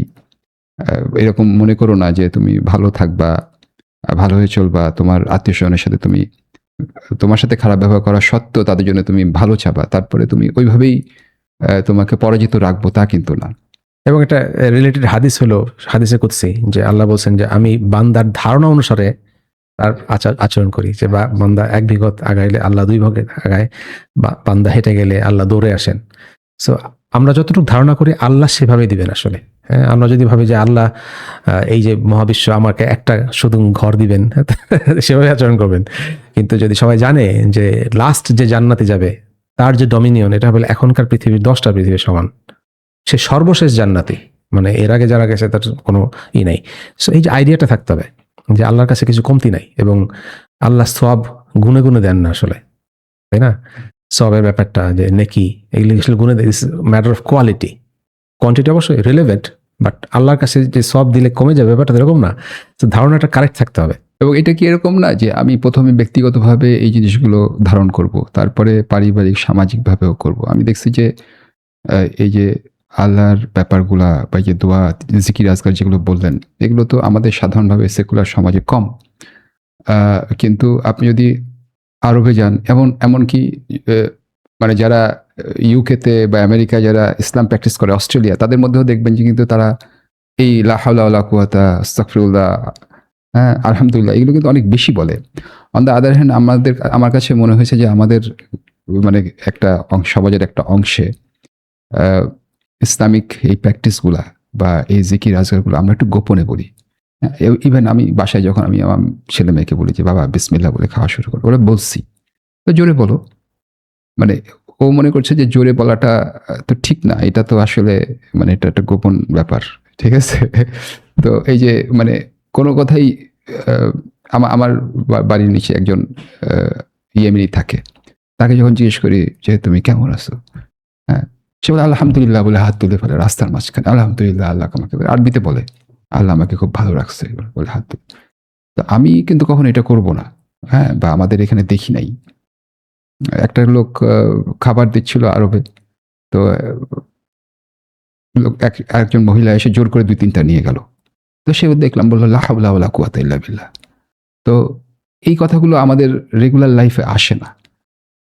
তো এই যে আমাদের একটা সমস্যা, যে এটা আরেকটা দিক হয়তো বললাম, যে সামাজিকভাবে ইসলামটা আমাদের এখনো আসে নাই এবং কালচারের মধ্যে আসেনি।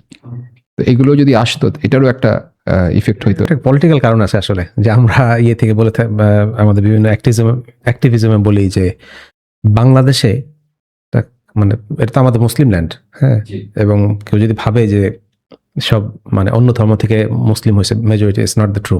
যেমন আমার নিজের বংশেরই আমি 10th জেনারেশন পুরোটা আছে যে মুসলিম, সেই 1570 থেকে আমাদের লিনিয়েজ ডকুমেন্ট করা আছে ইনফ্যাক্ট, হ্যাঁ, প্রায় 300 বছরের উপরে। সো এটা এটা আমরা একটা সাধারণ পরিবার, হ্যাঁ, কোনো জমিদার বা রাজ পরিবারও না। সেখানে মুসলিমরাই ছিল, হ্যাঁ, হয়তো বা সংখ্যাগরিষ্ঠরা অন্য সময় ছিল। যে জিনিসটা ইম্পর্টেন্ট যে হলো এই কালচারগুলো আগে মুসলিম ইয়েতে ছিল, মুসলিম সোসাইটিতে ছিল, পরে কালচারাল হেজিমনি যেটাকে বলে আধিপত্য, হ্যাঁ, সাংস্কৃতিক আধিপত্যের কারণে ভাষায় একটা কি বলে আগ্রাসন চলছে ইনফ্যাক্ট। এই যে আপনার যদি লাস্ট এই হাসিনার আমলে বিভিন্ন টিচার বা ইয়েদের খেয়াল থাকে যে আসসালামু আলাইকুম, এই যে কারেক্টলি বলবে সে জঙ্গি, হ্যাঁ, যে সে জাযাকাল্লাহ মাশাআল্লাহ কথাবার্তা বন্ধ বলবে, আসসালামু আলাইকুম বলতে হবে। ঢাকা ইউনিভার্সিটির এক টিচার, উনি মারা গেছেন অবশ্য, তিনি বলছেন যে এটা জঙ্গি আসসালামু আলাইকুম যে বলবে, কারণ তাকে বলতে আসসালামু আলাইকুম, সালাত বলা যাবে না, নামাজ বলতে হবে। সেই একটা কালচার, একটা আগ্রাসন ইনফ্যাক্ট এই আছে, মানে ডিমোনাইজ করা হয়েছে ইনফ্যাক্ট। আপনি যে ভার্বোসিটিতে দেখাবেন আল্লাহকে ই করেন, এই যে আপনি বলেন যে হাত তুলে দোয়া করতে আমরা পাই, এটা আমাদের একটা কালচারাল আধিপত্যর ইফেক্ট, হয়তো আগে ছিল না এরকম। আরবতে আমরা দেখছি ইনফ্যাক্ট, আপনি ইনফ্যাক্ট মসজিদে গিয়ে একটা লম্বা সিজদা দিতেও আপনি পাবেন, আনকমফোর্টেবল ফিল করবেন, মনে হবে যে অন্যরা দেখে ফেলবে। এক্স্যাক্টলি, দেখলে তো কি হয়েছে, হ্যাঁ, কি হয়েছে, আমি প্রচুর দেখছি মক্কা মদিনায় লম্বা 1-2 মিনিট লম্বা সিজদা, হ্যাঁ, সব ব্যাপার না, হ্যাঁ, এটা পরকিয়া না, তাই না? হ্যাঁ, এটা তো সামথিং দ্যাট রবের সাথে আমার রিলেশনশিপ। ভাষারও একটা ব্যাপার আছে, উর্দু ভাষীরা আবার একটু বেশ এখানে অ্যাডভান্টেজেস পজিশন আছে। ওদের যদি ভাষায় তো 55% আরবিক শব্দ, হ্যাঁ, সো ওরা এই যে কথাবার্তায় আলহামদুলিল্লাহ মাশাআল্লাহ অনেক বেশি বলে। যেমন আমি একটা দেখতেছিলাম যে একজন রোলস রয়েসের একটা রেপ্লিকা বানাইছে ইনফ্যাক্ট। সো জিজ্ঞেস করছিল যে কোনো গাড়ি বানাইতে পারবেন, বলে এটা বানাই ফেলতে পারছি ইনশাআল্লাহ, অন্য বলে ফেলতো। এই যে ইনশাআল্লাহ বললেন না, এটা তার স্পেসিফিক কোনোই না, সবাই বলে ওভারঅল, তারা যদি মিন নাও করে তাও বলে। সো এটা একটা মানে কালচার একটা ব্যাপার স্যাপার আছে। একটা জিনিস প্র্যাকটিস করতে করতে এরকম হয়, তাই না? যে প্রথমে আমি একটু কষ্ট করে করব, তারপর পারিবারিকভাবে, সামাজিকভাবে, তারপর এটা একটা কালচারের অংশ হয়ে যায়। আলহামদুলিল্লাহ ইটস চেঞ্জিং। মানে ঢাকা অ্যাটলিস্ট, ঢাকায় আমরা মানে অফলাইন অনলাইনে আগের চেয়ে আমরা ছোট থাকতে যেরকমটা ছিল, মানে এখন থেকে 30 বছর পুশব্যাক আছে, বাট মানে উন্নতি বেশি আলহামদুলিল্লাহ।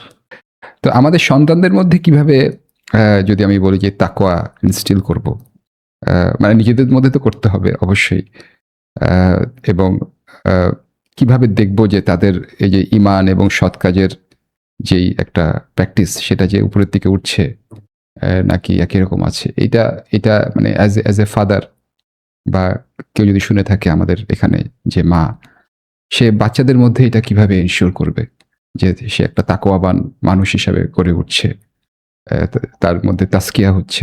এটার মানে আমরা ম্যানেজমেন্টে একটা কথা বলি, লিড বাই এক্সাম্পল, তাই না?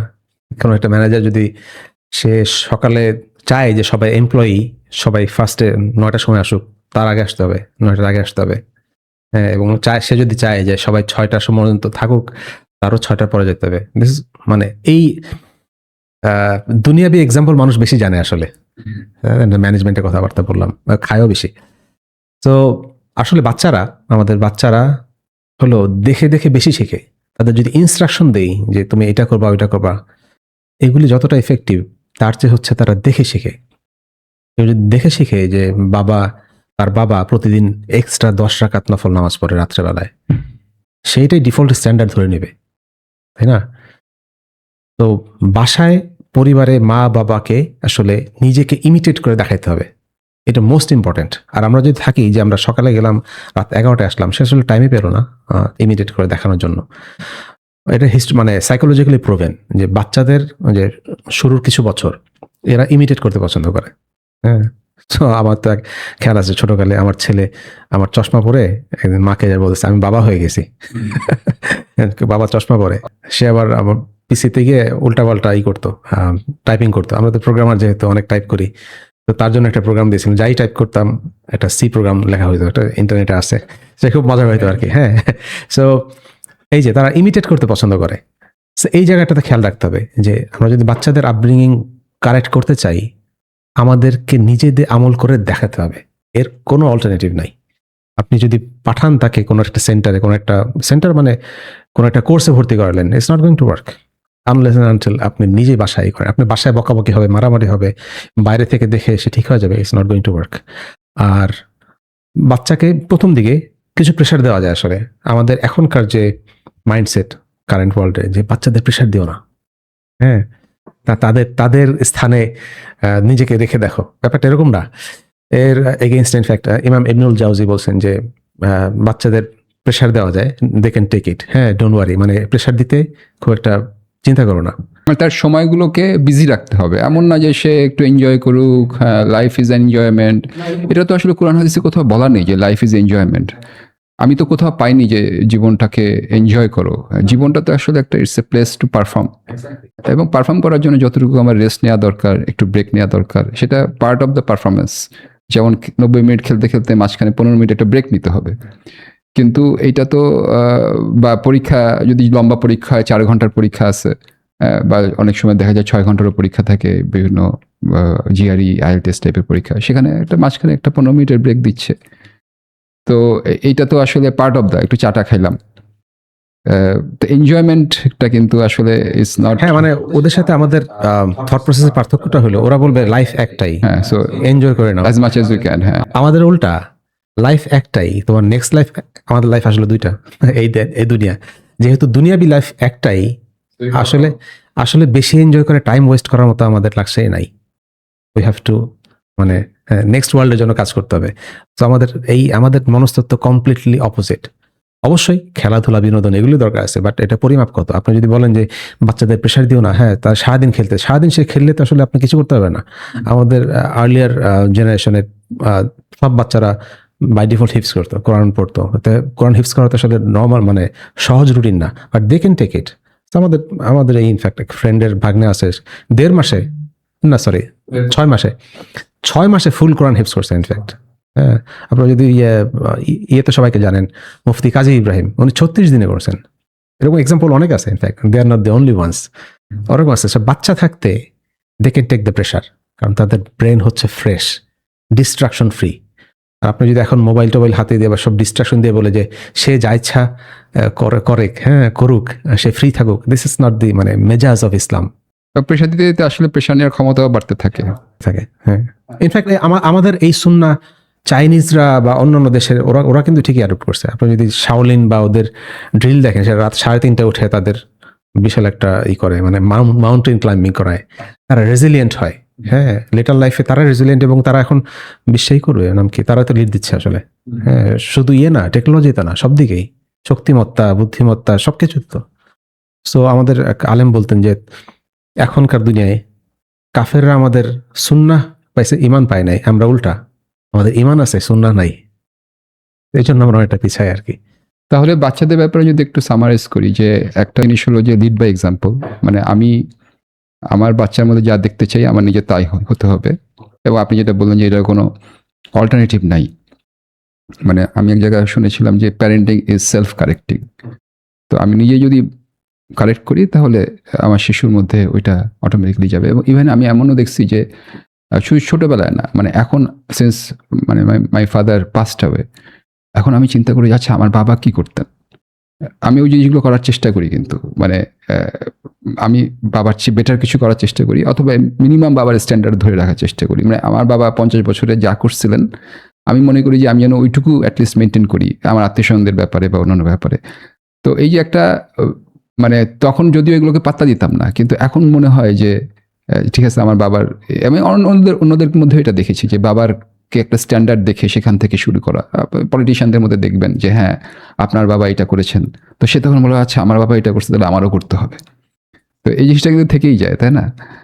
তো এই যে একটা বললেন যে লিড বাই এক্সাম্পল, আরেকটা হচ্ছে তাদের সময়ের হিসাব নেওয়া, মানে তারা পুরো টাইমটা যেন প্রোডাক্টিভ কিছুর মধ্যে থাকে উইথ টেকিং সাম রেস্ট। এটা তো আমাদের হিস্ট্রিতে যে আর্লিয়ার 4 ইমাম ছিলেন তার মধ্যে ইমাম আহমদ এবং ইমাম মালিকের সরাসরি বর্ণনা পাওয়া যায় তাদের মা হচ্ছেন তাদের এই আলিম হওয়ার পেছনে সবচেয়ে বেশি কন্ট্রিবিউটর। হ্যাঁ, যে ছোটকালেই মাদ্রাসা ভর্তি গেছেন, হিফজ করে দিয়েছেন। দে আর ভেরি কেয়ারফুল যে কে আলিম বানাইতে হবে।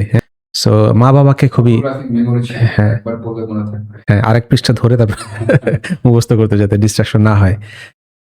তো মা বাবাকে খুবই অগ্রণী ভূমিকা পালন করতে হবে। এখন এই মডার্ন সোসাইটিতে যেটা আরেকটা লিমিটেশন যেটা উল্লেখ করা ঠিক হবে কিনা, যে অনেক family they are being raised up without fathers. এটা একটা ক্যাটাস্ট্রফি। এটা শুধু মানে আমাদের এশিয়ান না, এশিয়ান আসলে কম, ওয়েস্টার্ন সোসাইটিতে তো খুবই বেশি।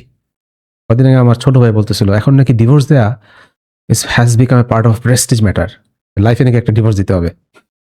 সত্যি সাউন্ডস ফানি। হ্যাঁ, মানে কিডস আপনি যদি দেখেন যে সরল ভাবে কাজ করে, যে যারা যে রংধনু এইসব বাচ্চাদের মেজরিটি হচ্ছে তাদের ফাদারলেস আপব্রিঙ্গিং হয়েছে আর কি। কন্ট্রিবিউশন অফ ফাদার ইজ মানে ভেরি মাচ আন্ডারমাইন্ড। হ্যাঁ, মনে করে যে মাই যথেষ্ট। হ্যাঁ, কিন্তু বাবার তো আসলে অনেক বড় ভূমিকা, বাবার অনেক ভূমিকা, স্পেশালি ছেলে মেয়ে যখন বড় হতে থাকে। এটা আমার কাছে মনে হয়েছে যে ওই সময় আসলে বাবার ভূমিকা আরও বেশি, এবং ছেলেদের জন্য বাবার অনেক মানে কন্ট্রিবিউশন থাকে। একটা ছেলে মানুষ করা মায়ের দ্বারা খুব ডিফিকাল্ট।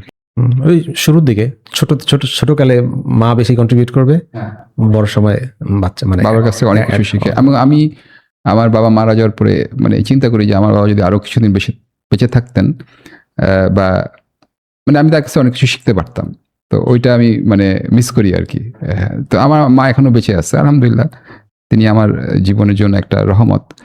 কিন্তু ওই যে অনেক কিছু শেখা, যে কিভাবে how to navigate in the society, কি করতে হবে, কি বলতে হবে, এগুলো তো আসলে মানে একটা মেন্টরকে পাওয়া আর কি। হ্যাঁ, আসলে ব্যাপারটা হলো আপনি যখন ছোট, আপনার বাবা তো অবভিয়াসলি আপনার 20-30 বছর বড়, টেকনিক্যালি যেভাবে দেখেন যে তার আপনার লাইফের এক্সপিরিয়েন্সের চেয়ে 20 বা 30 ইয়ার্স এক্সট্রা এক্সপিরিয়েন্স আছে, যেটা আপনি অলমোস্ট ইন এ নাটশেল পেয়ে যাচ্ছেন যে কোনো কিছু উইদাউট মাচ এফোর্ট, যেটা হয়তো আপনাকে অন্য গিয়ে কষ্ট করে শিখতে হতো। তো বাবা সেগুলি শিখাচ্ছেন। আমি এভাবে একবার রিলেট করছিলাম ব্যাপারটা আর কি, যে আপনি যদি একটা বই পড়েন তার 2 বছরের এফোর্ট আসলে you are getting in like 7 days।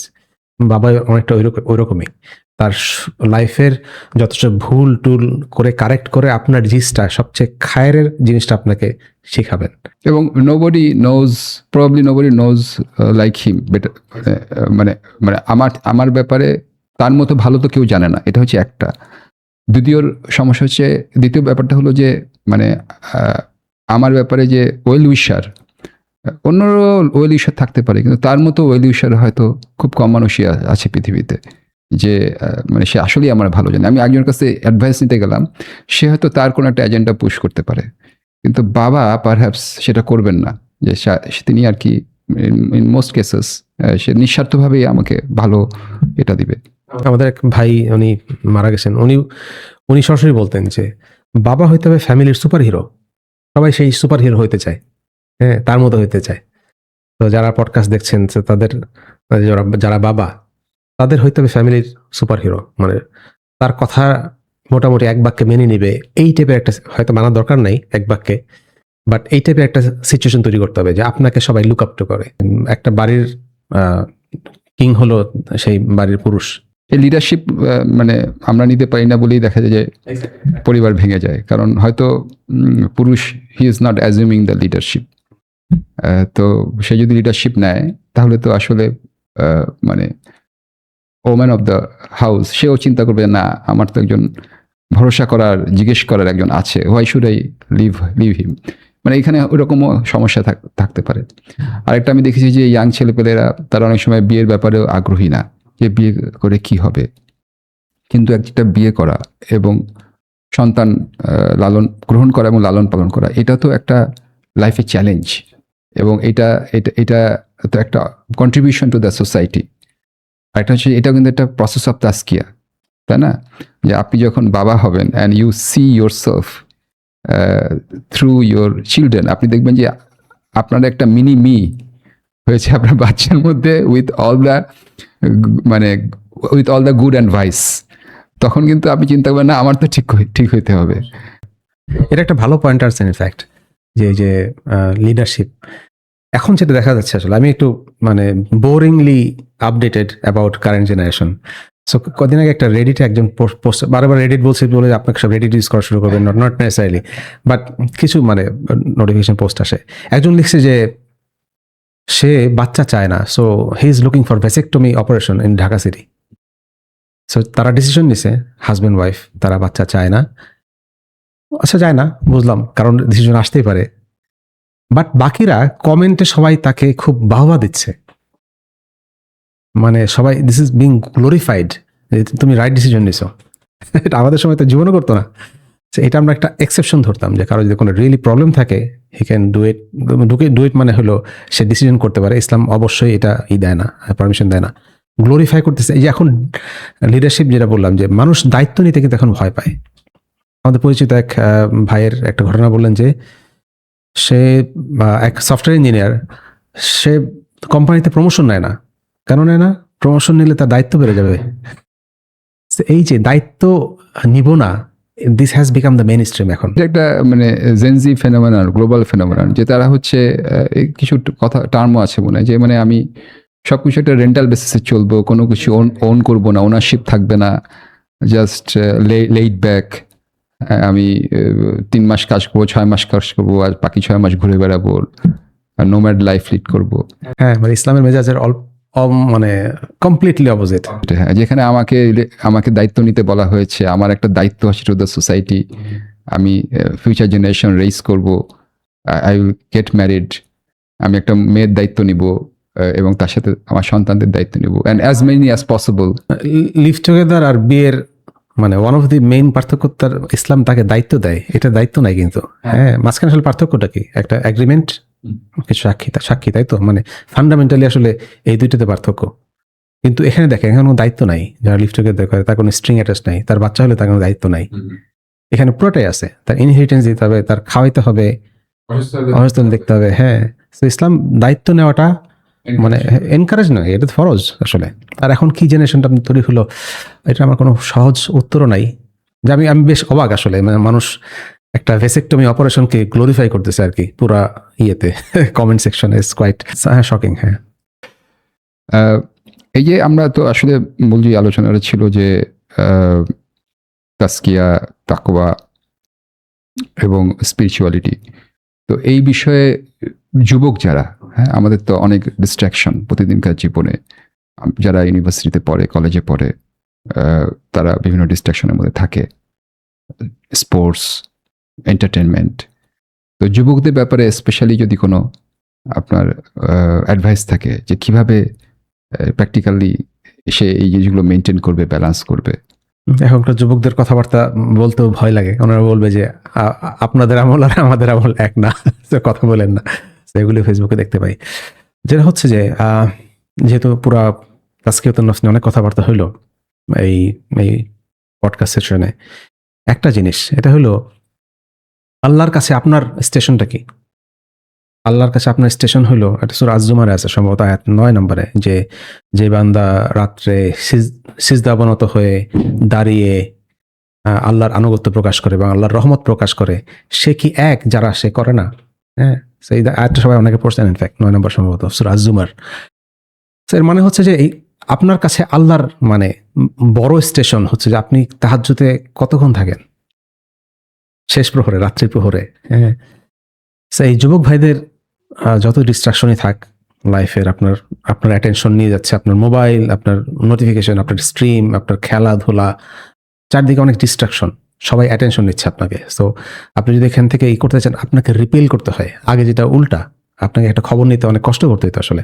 যেমন একটা আর্লিয়ার ইয়েতে একটা হাদিস গ্রহণ মানে কালেক্ট করতে মানুষের কয়েক হাজার কিলোমিটার ট্রাভেল করতেছে।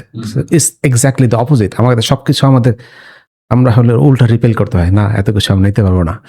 তো যুবক ভাইদের যেটা করতে পারি, যে একটা ফর্মুলা বলতে পারি, যেটা সহজে মানে খেয়াল রাখলে হয়তো সহজ হবে।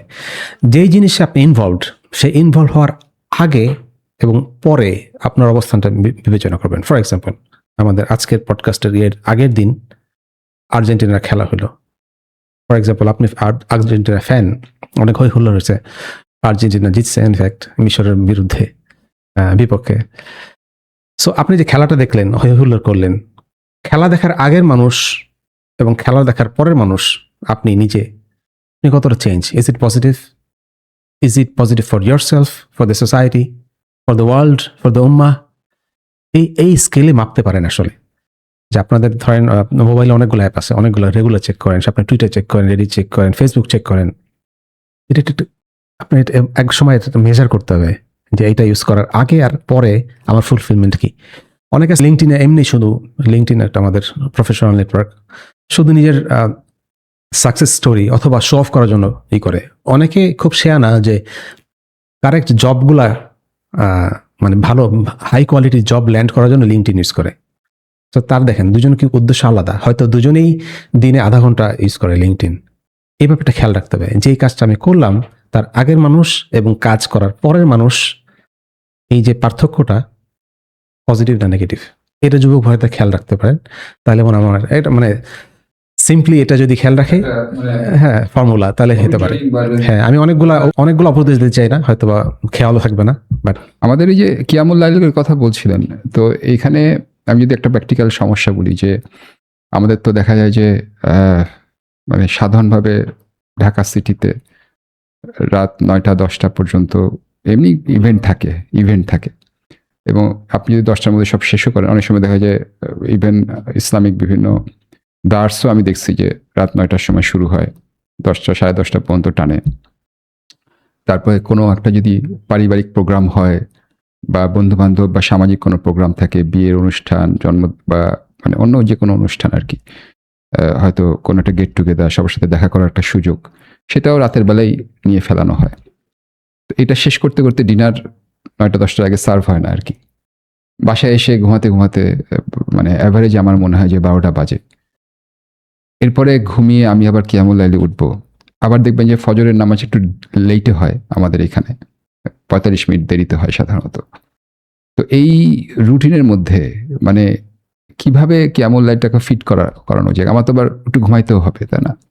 মানে আমি কোনো টিপস আছে নাকি আপনার? এই নামাজ বা ইয়েকে আমাদের লাইফে ফিট করার বিরুদ্ধে কথাবার্তা বলে আসলাম।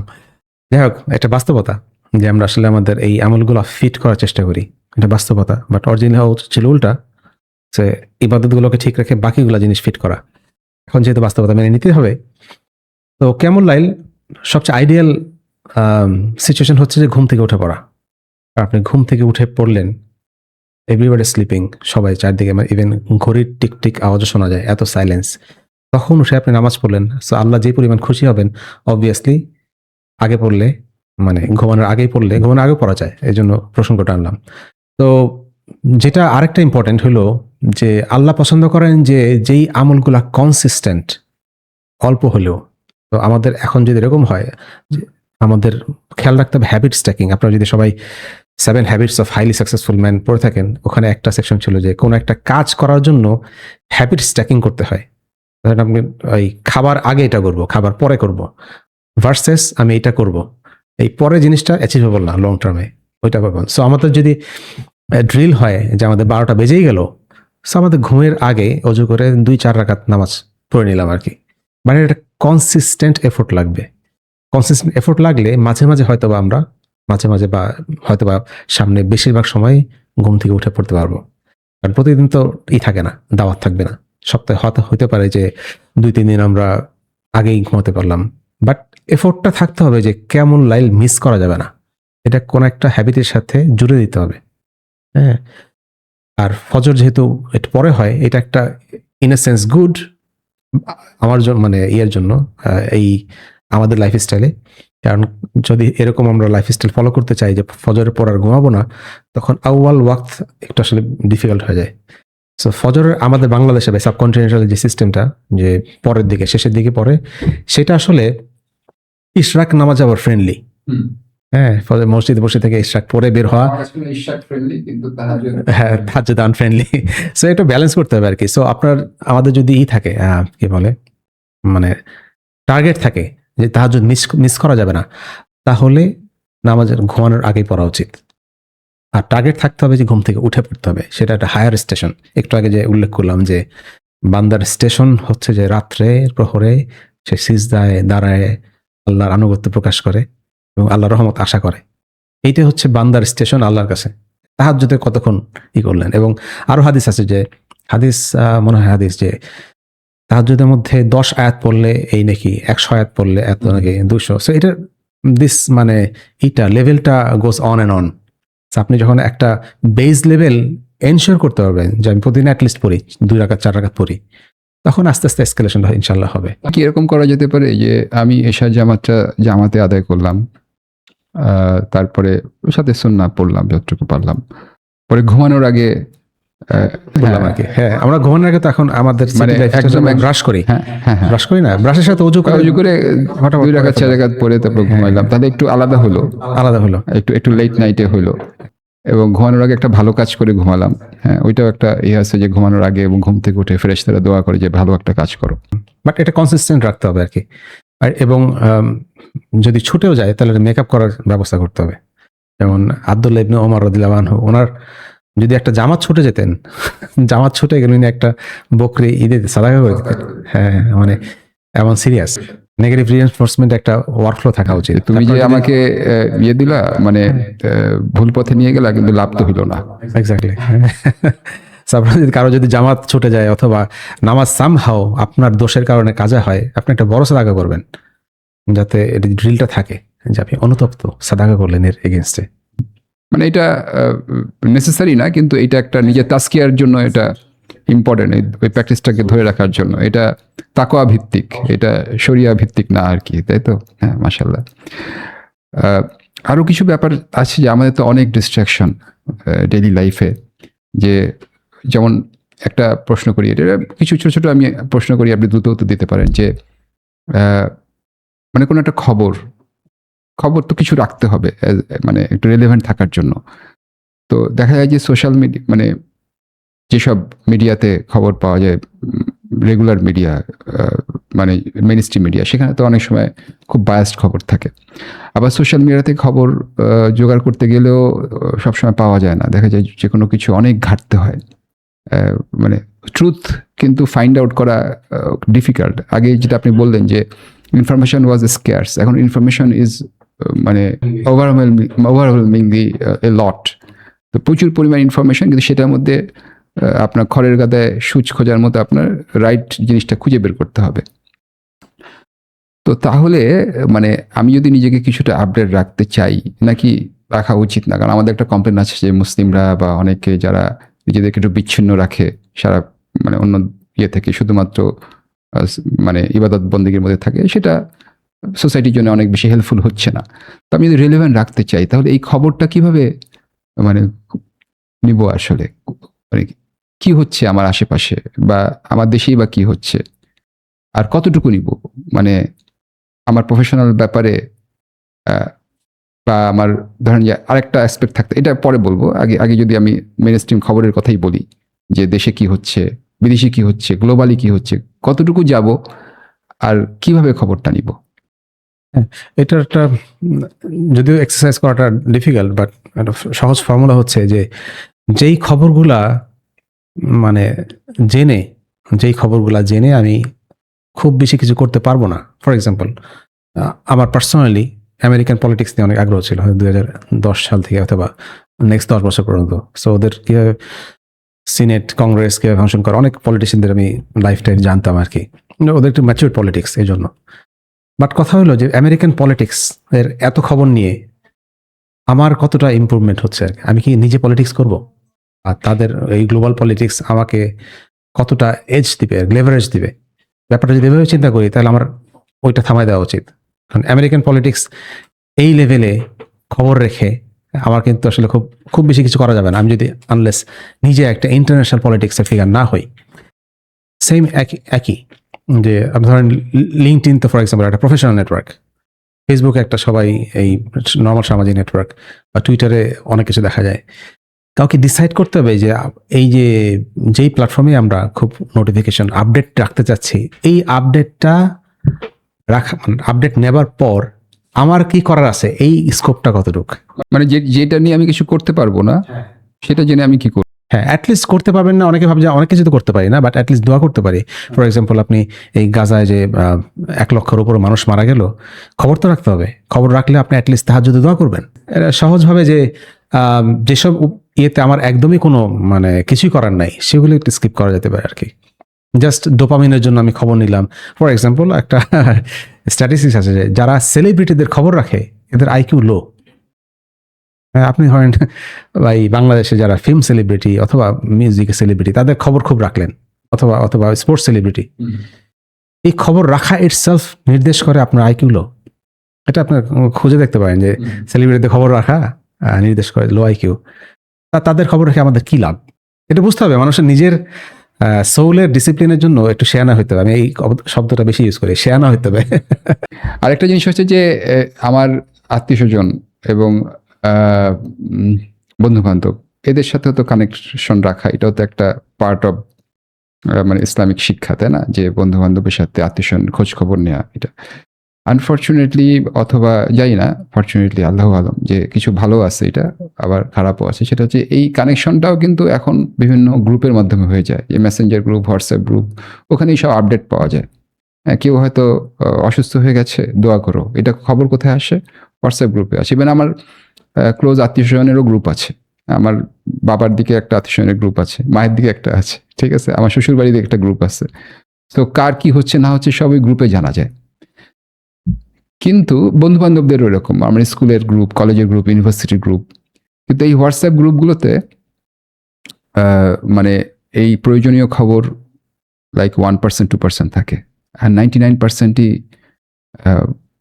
মানে মানুষ জাস্ট শেয়ার করে তাদের বিভিন্ন জিনিস, ফেসবুকে টেসবুকে যা থাকে সেগুলা শেয়ার করে, বা এমনি খেলাধুলা অমুক তমুক বলে, এই হয়েছে ওই হয়েছে, কংগ্রাচুলেশন, হ্যাঁ ওয়াও খুব ভালো করছো, এই সেই।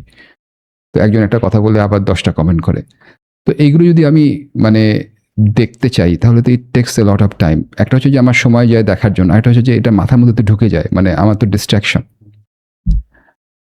আবার একটা যদি আমি নাও যাই, মানে it happen to my life also, যে যখন ধরেন আমি এতে কাফে আছি, বা রমজান মাসে, বা হজে বা ইয়েতে গিয়েছি উমরায়, তখন আমি একদম ডিসকানেক্টেড। কিন্তু ওইসব সময় দেখা যায় আমি অনেক কিছু মিস করছি। হয়তো আমার খুব ক্লোজ ফ্রেন্ড সে মারা গেছে বা অসুস্থ, বাট আই ডিডন্ট রেসপন্ড। তো এই ব্যালেন্সটা কিভাবে করা যায়? মানে আমার রিলেভেন্টও থাকতে হবে, আবার অ্যাট দি সেম টাইম আমি এই যে 99% গার্বেজের মধ্যে কিভাবে 1% রিলেভেন্ট নিউজ বের করবো? মানে এআই আসার পর এই ব্যাপারটা আসলে একটু হাইলি টেকনিক্যাল একটা সলিউশন আছে ইনফ্যাক্ট। আমি শুনলাম সোহাগ, রকমারি সোহাগ, সে নাকি একটা প্রোগ্রাম ডেভেলপ করছে, বা নিজের জন্যই, যে হোয়াটসঅ্যাপে মেসেজ সবগুলা অ্যানালাইজ করে যেগুলো শুধু ইম্পর্টেন্ট সেগুলো দেখায়। এটা দরকার আছে যারা এআই টিআই নিয়ে, এখন তো এআই নিয়ে কাজ করা সহজ, এটা করতে পারেন যে হোয়াটসঅ্যাপে এপিআইটা পেয়ে দিয়ে শুধু ইম্পর্টেন্ট গুলো একটা টেলিগ্রামে হয়তো চ্যানেলে দেখাবে। হ্যাঁ, ফর এক্সাম্পল কেউ মারা গেলে তো অবশ্যই আমার ফ্রেন্ডরা বলে ইন্না লিল্লাহি ওয়া ইন্না ইলাইহি রাজিউন।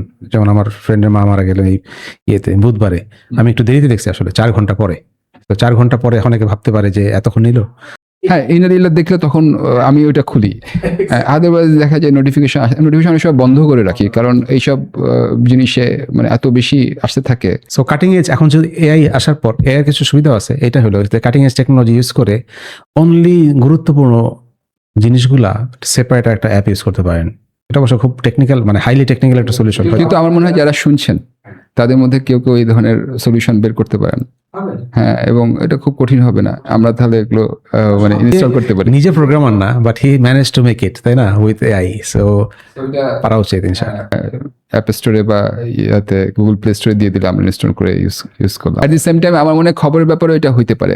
ধরেন যে ইরান এবং ইউএসএ ইসরায়েলের সাথে যে যুদ্ধটা, এই যুদ্ধে আসলে কি হচ্ছে, ইট টুক এ লট অফ টাইম আগে আমি ফলো করার জন্য। দেখা যেত যে স্পেশালি গাজার ব্যাপারে আমার টেলিগ্রাম চ্যানেল দেখা লাগতো, আমার আল জাজিরা দেখা লাগতো, আমার আরও কয়েকজন যারা ওয়ার নিউজ, অনেক কিছু দেখে একটা বোঝার চেষ্টা করতাম যে আসলে কি হচ্ছে। মানে এবং প্রতিদিন প্রায় আধা ঘন্টা 1 ঘন্টা সময় মিনিমাম লাগতো যে কি হচ্ছে। তারপরে তো আসলে বুঝতাম না কি হচ্ছে, কিন্তু একটা কিছুটা ব্যালেন্স একটা আসতো। হ্যাঁ, আবার একটু সিএনএনও দেখা লাগতো যে কি বলছে বলে একটা আইডিয়া।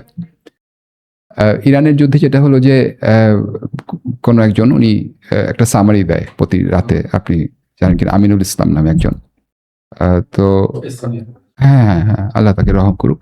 তো উনি একটা সামারি দেন, একটু এটা অবশ্যই প্রো ইরান একটা version, but it suits me.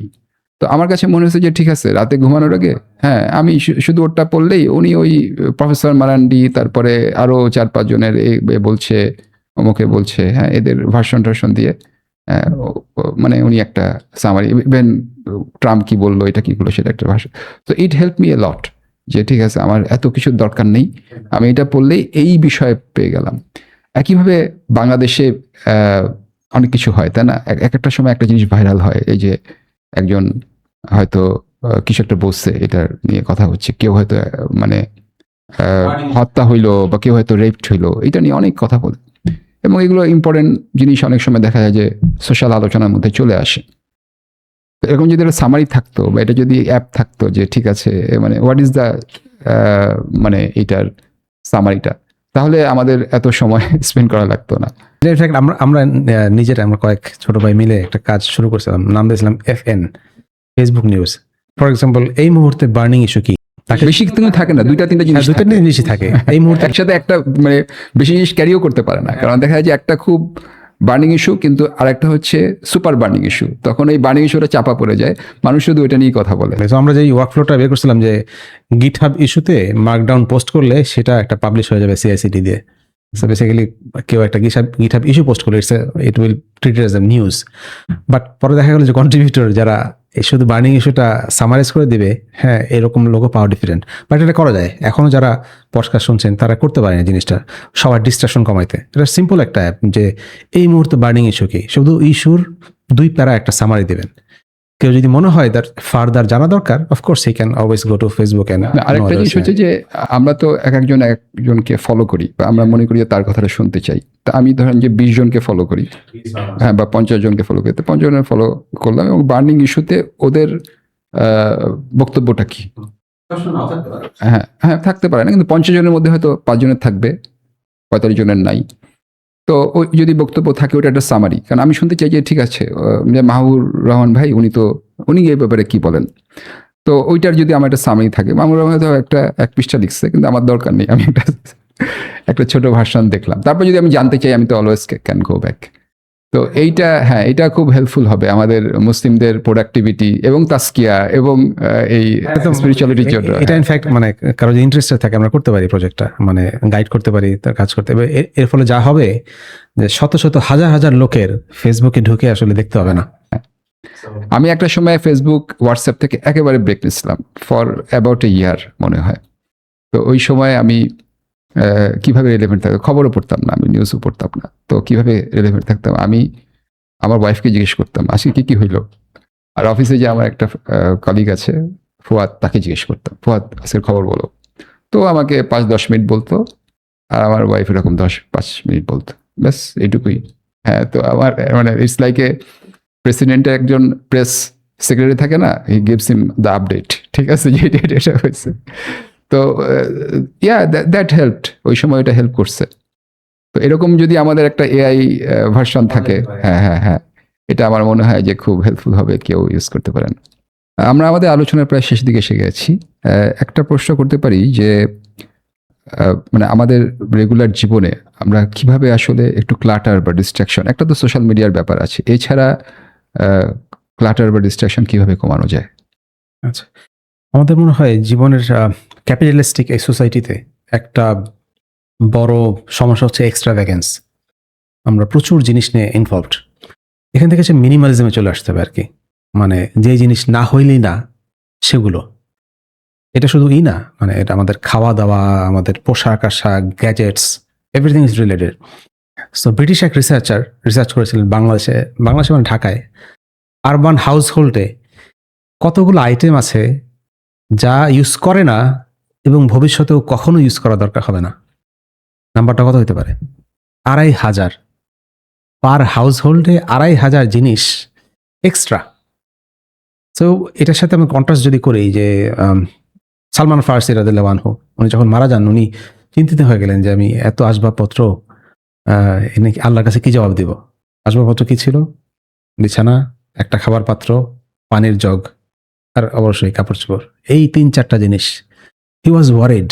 এই ৩-৪টা জিনিস আমার কাছে অনেক কিছু রয়ে গেছে। উনি চাচ্ছিলেন যে যখন মুসাফিরের মতো মৃত্যুবরণ করতে। তো মুসাফির তো এত কিছু থাকে না, তাই না? পানির জগও থাকে না। আর আমাদের এখন আমরা ফোন, একটা ফোন আবার ব্যাকআপ ফোন থাকে। সবার দেখা যায় বাসায় ২-৩টা ব্যাকআপ ফোন আছে। সো আমরা মিনিমালিজমের মধ্যে নাই। সো আমরা জয়ী হতে চাই বা তাজকিয়াতুন নাফস যেটা করতে চাই, লাইফকে নিয়ে আসতে হবে মিনিমালিজমে। হ্যাঁ, এটার ক্ষেত্রে খাবারের ক্ষেত্রে হতে পারে, আমাদের জিনিসপত্র যেগুলি আমরা ইউজ করি সেগুলির ক্ষেত্রেও এক্সট্রা ভ্যাকেন্স বাদ দিতে হবে। এতে করে ডিস্ট্রাকশন কমবে। আপনি যদি অনেকগুলো রাখেন, আপনার বাসায় যদি 4টা এসি থাকে 2টার জায়গায়, 4টা এসি কিন্তু মেনটেন করতে হবে। হ্যাঁ, সিমিলারলি প্রত্যেকটা জিনিস, অনেকগুলো জিনিস ইনভলভ থাকলে তাদের একটা মেনটেন্যান্স, দেখাশোনা, এগুলো তো একটা ডিস্ট্রাকশন। আপনার যদি ফর এক্সাম্পল 12টা ঘড়ি থাকে, তাহলে তো ব্যাটারি শেষ হয়ে যাবে কিন্তু। প্রতি মাসে এক কোনো ব্যাটারি ব্যাটারি শেষ হবে। করতে হবে, ঘুরে ঘুরে টাইম Exactly, হবে। হ্যাঁ, যদি মেনটেন আর করতে আপনি তো এটা আশা করতে পারেন না যে প্রত্যেকটা ঘড়ি একই সাথে ব্যাটারি চলে যাবে। দেখা যাবে যে প্রত্যেক মাসে আপনি কোনো না কোনো ব্যাটারি আপডেট করছেন, এবং মানুষের 12টা ঘড়ি থাকতেই পারে। এখন তো ঘড়ির দামও খুব কম। তো আমার এই যে ছেলে মেয়েদের ঘড়ি আছে, তো ওই এ গিফট করছে, ওরকম গিফট করছে, তো আমাকে ব্যাটারি চেঞ্জ করতে দেয়। তো আমি বলি প্রতি মাসেই তো আমার ব্যাটারি চেঞ্জ করা লাগতেছে। তো এটা একটা ঝামেলা। মানে এই যে যত না একটা ঘড়ির দাম হয়তো 250 টাকা 300 টাকা ঘড়ি পাওয়া যাচ্ছে, কিন্তু এই যে ব্যাটারি চেঞ্জ, এই সময়টা তো আসলে ইজ থাউজেন্ডস অফ টাকা ফর মাই লাইফ। হ্যাঁ, অপরচুনিটি অনেক হাই। কারো যদি একটা গাড়ির বদলে 2টা গাড়ি থাকে, 2টা গাড়ি থাকে, সেটা মেইনটেনেন্স আছে। This are all distraction. আরেকটা সমস্যা হলো যে খুঁজে পাওয়া যায় না। আমার অনেক কাপড়, এখন তার মধ্যে এখন এই দ্য মুসলিম মাইন্ডসেট পডকাস্টে আসবো, ওই কাপড়টা কোথায়? তো আমার যদি এখন অনেক কাপড় থাকে, এই কোন কোনায় রাখছি, নাকি ধুইতে দিচ্ছি, নাকি কোথায়? আর যদি আমার 3টা-4টা থাকে, তাহলে কোনো সমস্যা নেই, যে আমি জানি যে এগুলোর মধ্যে পড়ে যেতে হবে। ওমর রাদিয়াল্লাহু আনহু খলিফা থাকাকালীন ওনার কাপড় কয় ছিল? Allotment 2 set. শীতের জন্য মোটা কাপড়ের 2 সেট, এখানে গ্রীষ্মকালে 2 সেট। একটা পরতেন, আরেকটা ধুইতেন আর কি, অল্টারনেটিভ করে পরতেন হয়তোবা। একেবারে সিম্পলিসিটি। এমন না যে অ্যাফোর্ড করার ক্ষমতা ছিলেন না, ছিল না, অবশ্যই ছিল। ওমর রাদিয়াল্লাহু আনহু খেলাফতের সময় তো বাইরে থেকে অনেক ধন সম্পদ আসতো, but they choose the minimal life. এটা একটা মনে হয় যে একই কাপড় বারবার পরলে মনে হয় একটু ইজ্জত কমে যায়। হ্যাঁ, যে বলে যে তুমি, হ্যাঁ, মানে আমার বাসায় বলে যে তুমি তো এই কাপড় পরে সেদিন গেছিলাম, তারপরে গেছিলাম, আবার যাব, কোনো সমস্যা নেই। ওরা মনে করবে যে এই আমার একটাই কাপড়, আর কোনো কাপড় নাই, আমি খুব গরিব মানুষ, কোনো সমস্যা নেই। আসলে অ্যাটিটিউডে আপনি দেখবেন যে এই যে ফেসবুকে একবারে পুরোটাই আনসার দিয়ে দিই। ফেসবুকের যে ফাউন্ডার মার্ক জুকারবার্গ, ওরা কিন্তু দীর্ঘদিন একটাই গেঞ্জি পড়তে গেছে, হয়তো বা একই কালারের গেঞ্জি, সে কিন্তু আউটফিট খুব একটা চেঞ্জ করে না। তখন আবার মানুষের সমস্যা নাই, লেস ডিস্ট্রাকশন। হ্যাঁ, কাপড়ের সেলফ একটা অনেক ডিস্ট্রাকশন, অনেকগুলা কাপড়।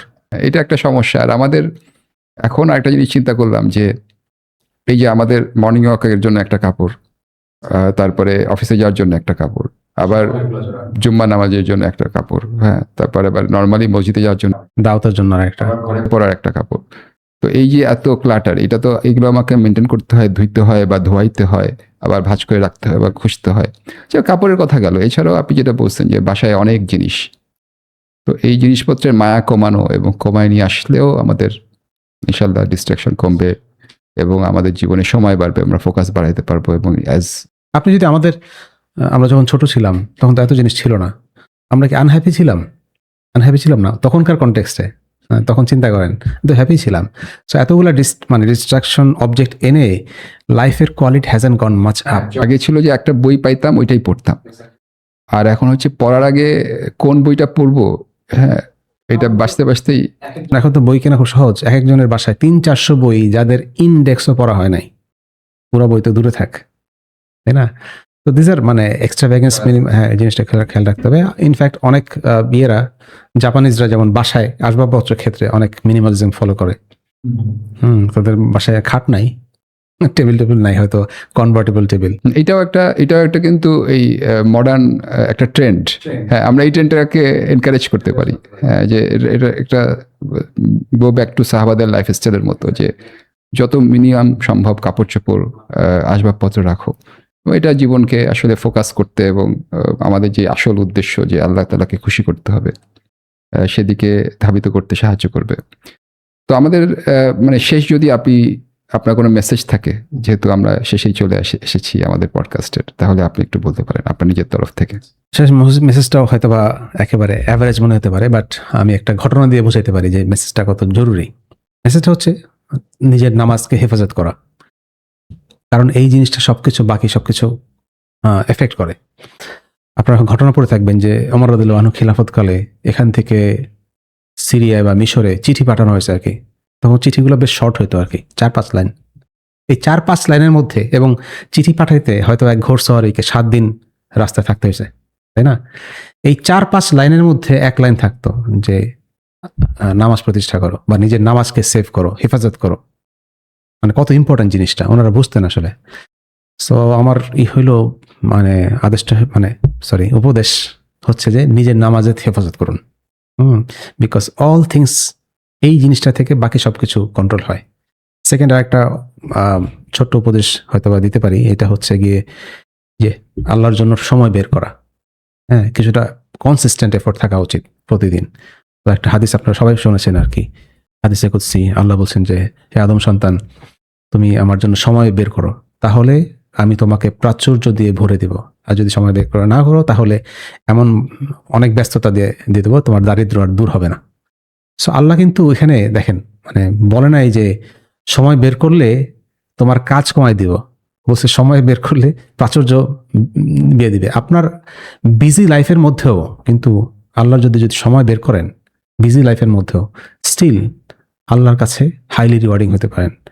সো যে আল্লাহ চায় আল্লাহর জন্য সময় বের করা। এই যে তাহাজ্জুদ নামাজ এত রিওয়ার্ডিং কেন? Because everyone is sleeping. এর মধ্যে আপনি উঠে নামাজ পড়লেন, অফকোর্স আপনি স্পেশাল, তাই না আল্লাহর কাছে? এটা তৌফিক হওয়ার ব্যাপার। সবাই ঘুমাচ্ছে, আপনি সেই সময় করলেন। আপনার হয়তো হয় না যে একটা কোনো বন্ধু খুব ইন্টেন্স লাইফের মুহূর্তে আপনাকে যদি ফোন দেয়, তখন আপনার মনে হবে যে এই বন্ধু নিশ্চয়ই আমার সবচেয়ে কাছের, তাই না? তার বাবা মারা গেছে, সবচেয়ে ফার্স্টে ফোনটা দিছে আমাকে, তাই না? এরকম হয়তো। সিমিলারলি সবাই ঘুমাচ্ছে, টেকিং রেস্ট, আপনি উঠে নামাজ পড়লেন রাত 2-3টার সময়, it has a different meaning to Allah. So আল্লাহর জন্য কিছুটা সময় বের করুন, নামাজ হেফাজত করুন। বেসিক উপদেশ। হ্যাঁ, খুব বেশি 7 হ্যাবিটস অফ হাইলি সাকসেসফুল ম্যানের মতো অত উপদেশ দেওয়া যাবে না। সো আমার এই দুটাই। জাযাকাল্লাহ খায়রা, আপনাকে অনেক ধন্যবাদ, মোবারকবাদ যে আপনি কষ্ট করে আমাদের এই স্টুডিওতে সময় দিয়েছেন। আশা করি ভবিষ্যতে আবার এরকম আসবেন অন্য কোনো টপিক নিয়ে। হিসেবে অনেক কিছু বলে ফেললাম, হয়তো বা আমার অ্যাপিয়ারেন্সের সাথে অনেক কিছু যায়ও না, but it was nice to talk. আলহামদুলিল্লাহ। সুবহানাকাল্লাহুম্মা ওয়া বিহামদিকা আশহাদু আল্লা ইলাহা ইল্লা আনতা আস্তাগফিরুকা ওয়া আতুবু ইলাইক।